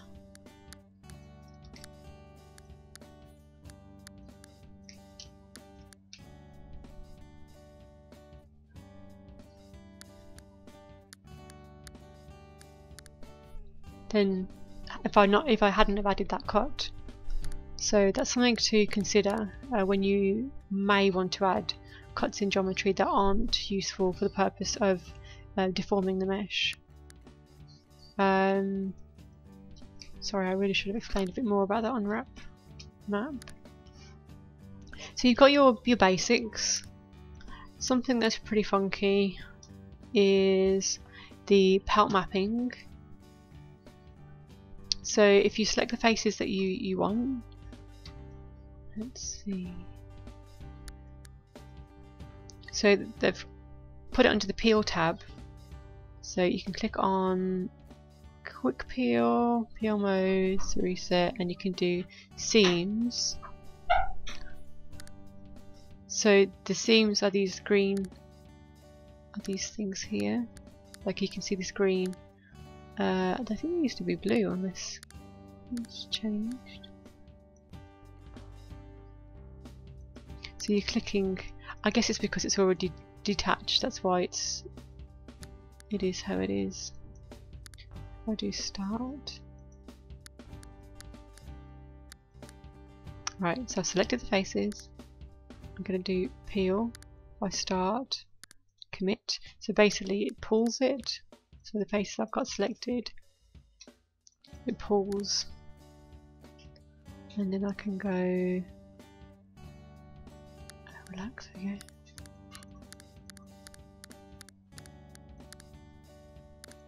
So you can see that's just another option for unwrapping.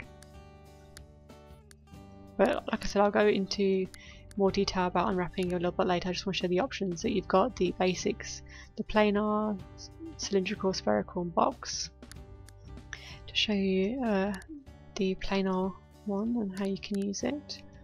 Again, here you've got options for angles, so I can set my angle, I can select, and it's selecting everything at that 45-degree angle. So the pelt is useful sometimes if you want to do something quickly to view, you know, which you may. Sometimes that happens. Fit, or you can actually align it as well. So it's doing it to the world axis, X, Y, and Z. So if I select off that, if I select this one, it's on the Z axis. So I'm just going to mess it up first so you can see it at work. Okay, I'll keep that. So you don't see any checkers there. So I've selected it. I've gone to the planar map, and then if I go Z, it sort of aligns it to that. Fit can work when you've got the, I guess it just brings everything in together. So box map fit. Okay, I'm not sure what that's doing. It used to sort of bring that cage in around the object. It could be that I need to reset my X-form on my object, and we spoke about that earlier.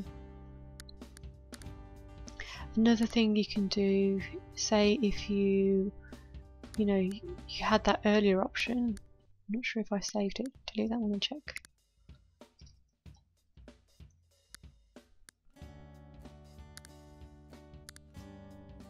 Okay, I did save it. And you have the edges, and for some reason you wanted to stitch them back, you can right click, stitch selected, and it'll weld them back together, only the edges that you got selected. So that's an option as well if you do break something, or you've done, for example, that other method I showed where you're doing a flat map, select all of them, and you want to connect some of the edges, you can still stitch that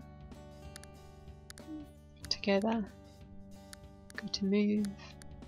Okay, this what I'm ticking here, it's select element. If I don't have it ticked off, if I don't have it ticked on, I should say rather, then when I select a little bit, I'm not selecting the whole thing. If I select it on, I'm actually selecting the whole thing by just touching the corners, as it were. So that's pretty useful. Here you've got the Vertex edge poly mode as well.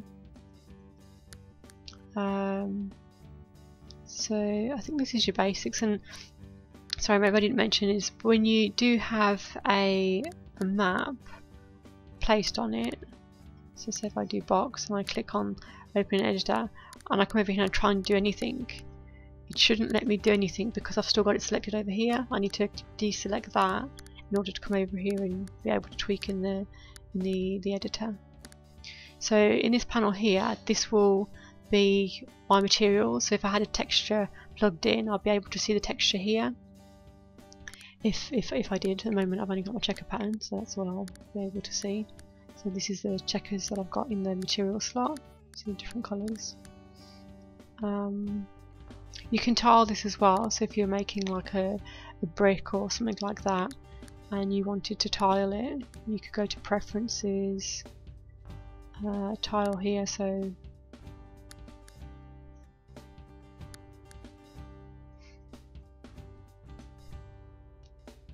sorry, that didn't work. So if we go back to here, so even though we've set tiles, we've set the amount, we actually have to tick on tile bitmap. If we don't do that, we can change these and it actually won't make a difference. So if I tile it once, you can see there, you know, so it gives you a guide.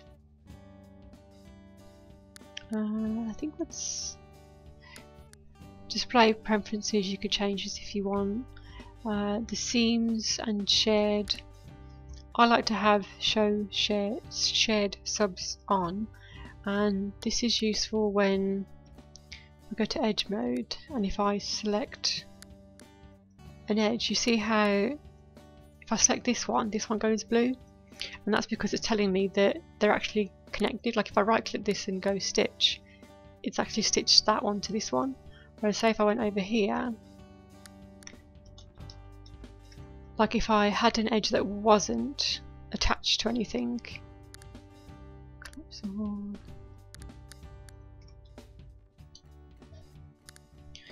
I'm going to detach, and I can detach it as a separate object, or I can detach it to element.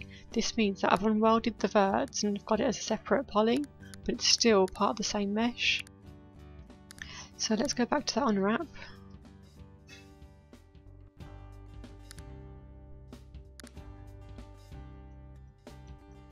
So now if I select this edge, it doesn't show me anything because it's not selected to anything else. But if I select, you know, the other ones, it's going to show me. It should show me in edge mode. Okay, so yeah, there we go. The relax tool that you saw me use earlier is good because it makes things more uniform. So you can see then how some pieces are really small and some are really big, but you've got options here to constrain it, so you can relax it by polygons, edge or center, so you can play about with these and see what works and what doesn't. You can start, stop, apply.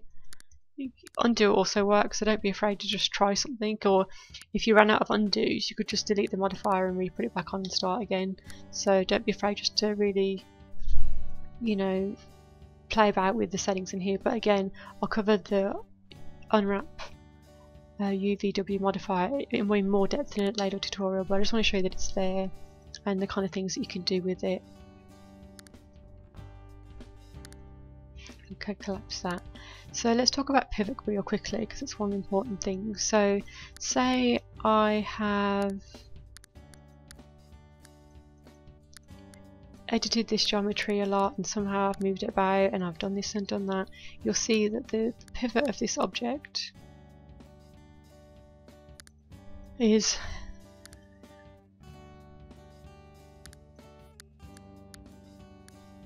all the way over there.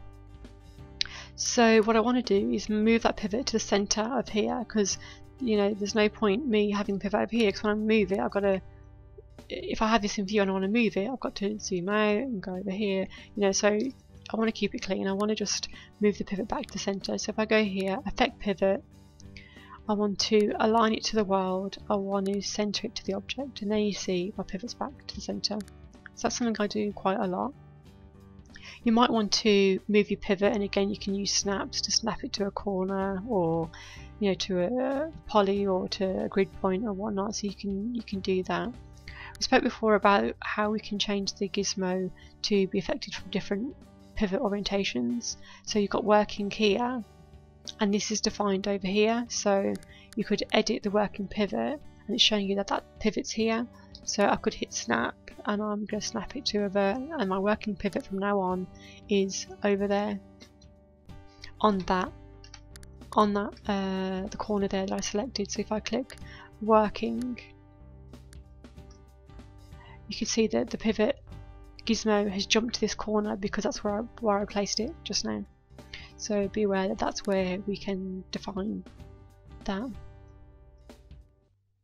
So there's a few more buttons I will just briefly mention. The render buttons, so we've got, if we hit F9 we render, and that's just like saving out an image of what we are creating. So there's more in-depth tutorials I'll be doing on this with rendering and that kind of thing, but just basics. So you can hit F9 or hit that button there, that's what it does. This render setup, you can access it through this button here, or you can hit F10 on the keyboard, and this has things such as, you know, I spoke about this save frame, and this save frame where the information or size of that comes in is here. So, you know, if I change it here, it's going to change this, the viewport. So, as I said before, like, it's useful to have it on because I don't know sometimes when I'm including stuff or excluding stuff from my render. So if I didn't have it on, I untick save frames, I might have thought that, okay, well that's, you know, included, when, you know, potentially isn't. So I like to have save frames on when I'm nearest time in the modelling and stuff, the creation of the asset where I actually want to render. So that's the place, F10, that's the place to set it. You can keep, if you like the ratio that you've got here, so it's slightly more taller, I think. No, the width is a little bit more taller, so I like this, I want to keep it. If I hit this little padlock, it'll keep the ratio. So if I double the amount, it will work out what that needs to be in relation to this, keeping it the same ratio, as it were. So if we hit 0 on the keyboard, that's another thing that we need to know. This is where we can do our baking render texture, so we can add things in here such as complete maps, diffuse, AO and such, you know, so we can add maps and render out maps, and this is the panel to come to do it. But again, this will be a tutorial in a later video. So just to say that it's there and what it does. So it's a resource for baking out maps, and that's how you find it. 0 on the keyboard. We've got this view which we spoke about previously, how we have, you know, the parent and children. So if I just link this box to that one, and then if I link that one to that one, if I go back to this view, a quick way of knowing what's got a parent and child set up is by coming to this view. So because it's listed like this, I know that, you know, it's set up as parent and children. So I can select something in the viewport here and it will select here, or I could select in here and it will get selected in the viewport. So it's kind of nice that it works both ways. And if I double click this one, which is at the top, it will select all of them.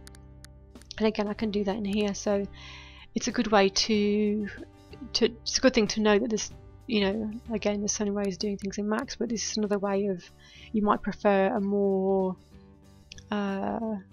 primitive view of it to edit rather than the 3D viewport. So what I mean by that is, say if I want to come in here and I want to attach this, instead of doing it in the viewport, I might find it quicker just come in here, click on that, click on link, and if I want to link it again, it might make more sense if I'm looking at the names of the objects. Whereas in here, if I have a lot in my scene, it might be hard to click on it and what's the name of that one, and click on it, what's the name of that one. So in here I can click on it, I can link, and you know, I can do that really quickly. So, but I find this is more used for tech artists and animators, but for me it's good to know it's there. One thing I will mention as well is layers.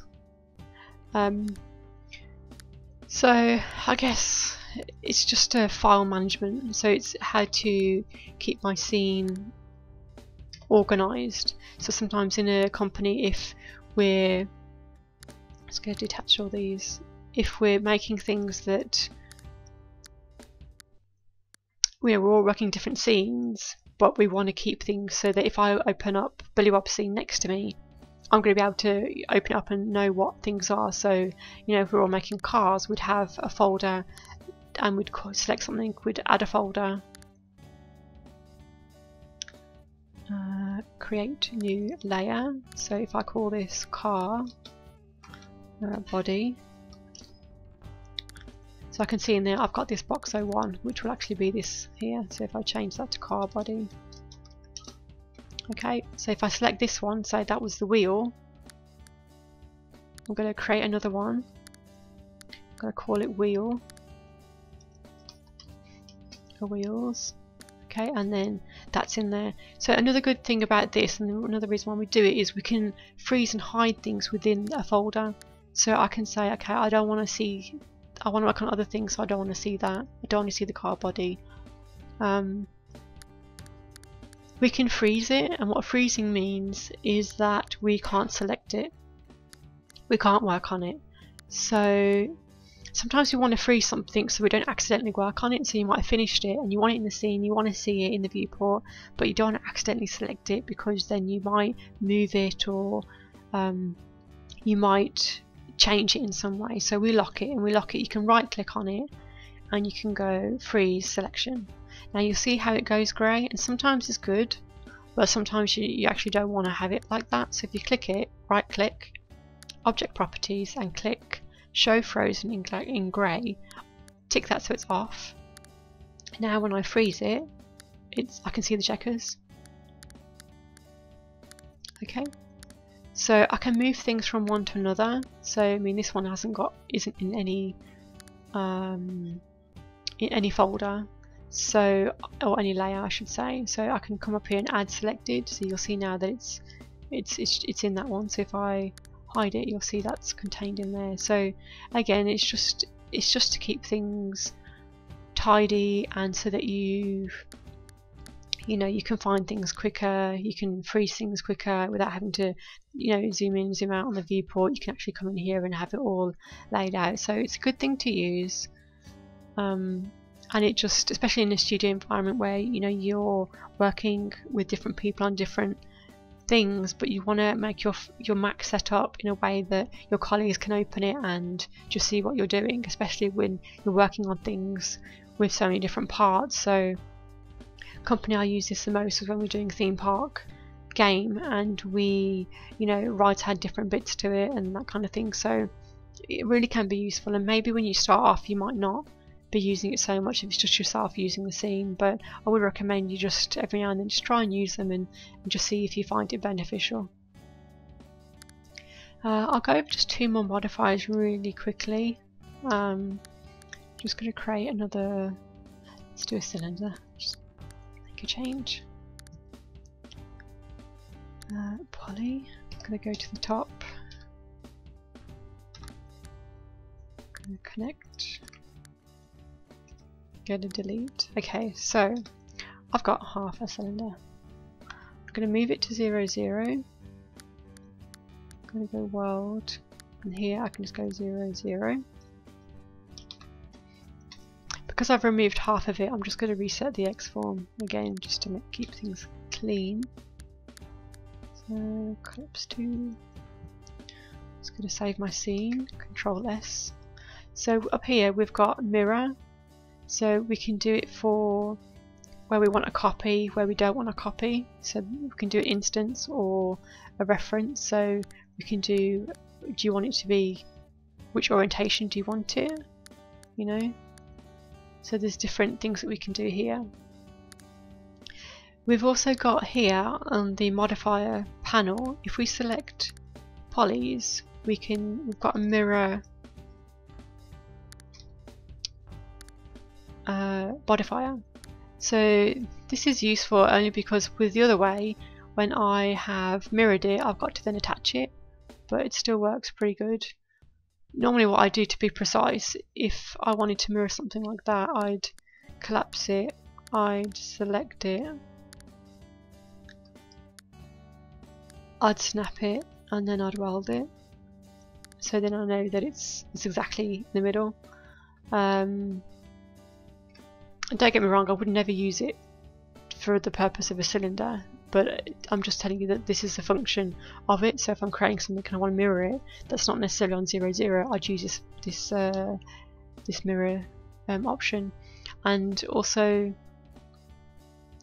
you have got, you know, the offset there, so you could offset it. Yeah, so you've also got symmetry. Symmetry modifier, which, you know, is similar.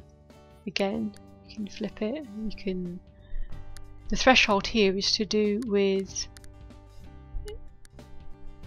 So I'm just going to collapse that. I'm going to affect the pivot. I'm going to affect the pivot, and I'm going to move the pivot to 0, 0, 0. And now if I go back to symmetry, you'll see that it will line up exactly. But sometimes I do it with the mirror and I have a bit more control, so it's up to you which you prefer for different scenarios. So you can do X, Y, Z, you can flip it.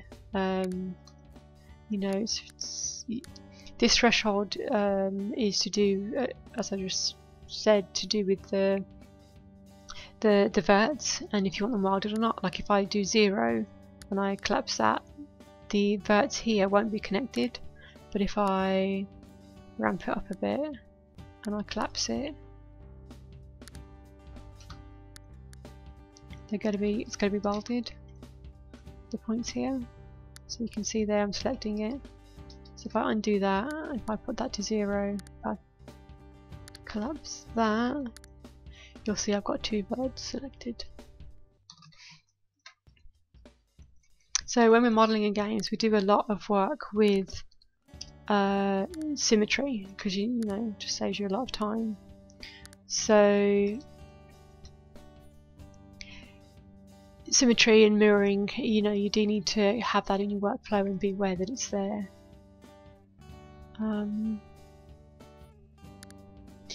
Here we've got options to, if I create a camera,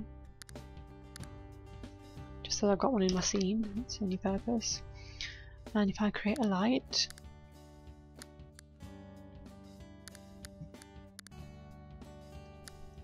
so sometimes I'll go to select my model and I can't select it, and this is because you might have accidentally toggled this here.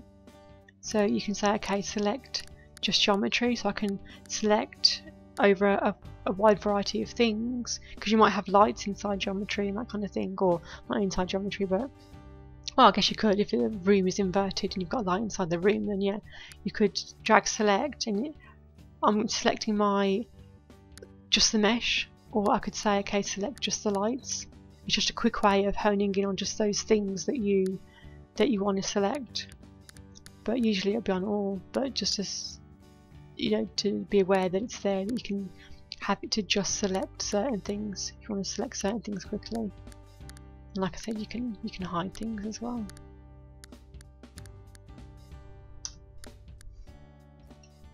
Oh, one thing I should mention is if I'm working, say I've got some polys,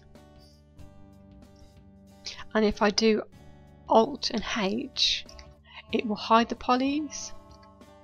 So sometimes, like, you might hide it and not realise that you've done it. You'll be like, oh, where's it gone? You know. So if you go back to poly mode, Alt U, and it unhides. And this is the same for verts. If I hide them, sometimes you'll be working, you'll be like, what? Where's the verts gone? That's silly, because the poly's there, so where's the vert gone? So again, it's just, if you select it, Alt H to hide, and Alt U for unhide them. So that's good to know that it's there. On the right click, when you're modelling, some of the options that I've shown you over here, you have on the right click option.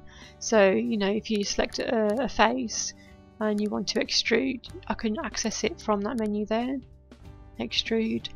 And the same with like move, scale, rotate, that's all in this right click. So I believe Maya is a similar setup, that you have a lot to do with these right clicks. But for me, for Macs, again, I just set up my keyboard shortcuts. I'd have a shortcut for extrude on my keyboard, so I very rarely, not really, I just don't use this right click option for anything apart from object properties. So yeah, okay, there's one more thing I can think of to show you. So say I've got this model and I want to create a cut. We could create things manually by using the cut, and again I've got my snaps on, so it's snapping from vert to vert, so I can do it that way, or I could just do it freehand, you know. But be careful of that you got to come in afterwards and clean it up. We're talking about like for games, you know, we'll connect it, you know, we don't have just like you know, we'd never have this where you've got so many verts and they're not connected, because that would just confuse the game and it's just not clean geometry. Another way of creating this cut in the mesh is this slice tool. So we've got quick slice, so I can click and click and it'll put one in, but this is dependent on viewport, so if you are going to use that and you want relatively, you know, not necessarily straight, but you know, you want to create it in the viewport that will work best. So there I've got a cut. We've also got slice plane, and this literally is a plane, so you can see it in the viewport. It gives you this yellow box. I can scale it, I can move it, and I can rotate it, and you see here I can see what the result's going to be. It's not working. I can move that up, and it's only the ones that polys that are selected that's going to be affected by the cut. If I haven't selected it, it's not going to cut it. So, and then I need to click, I believe, slice for it to work. So you can see there it's created that cut. So then I come in afterwards, like I said, and I will connect those. Okay, so I'm going to end the video there. That's sort of the basics to get going with your modelling in 3ds Max. So the basic guide to your navigation around it, some of the things you need to consider. Please do use the comment box, go to my Facebook page, give me your feedback. So what I'm after is, if you have enjoyed the video, you know, let me know. If there's things that I've run over too quickly, let me know. If there's things you want to know in more detail, let me know. If there's things that I haven't covered that you want me to cover in this basic tutorial, let me know, and I will do a part 2 to this video with all that in mind. So thanks again for watching, and do use the comment section or the Facebook to leave feedback. Thanks a lot. Bye.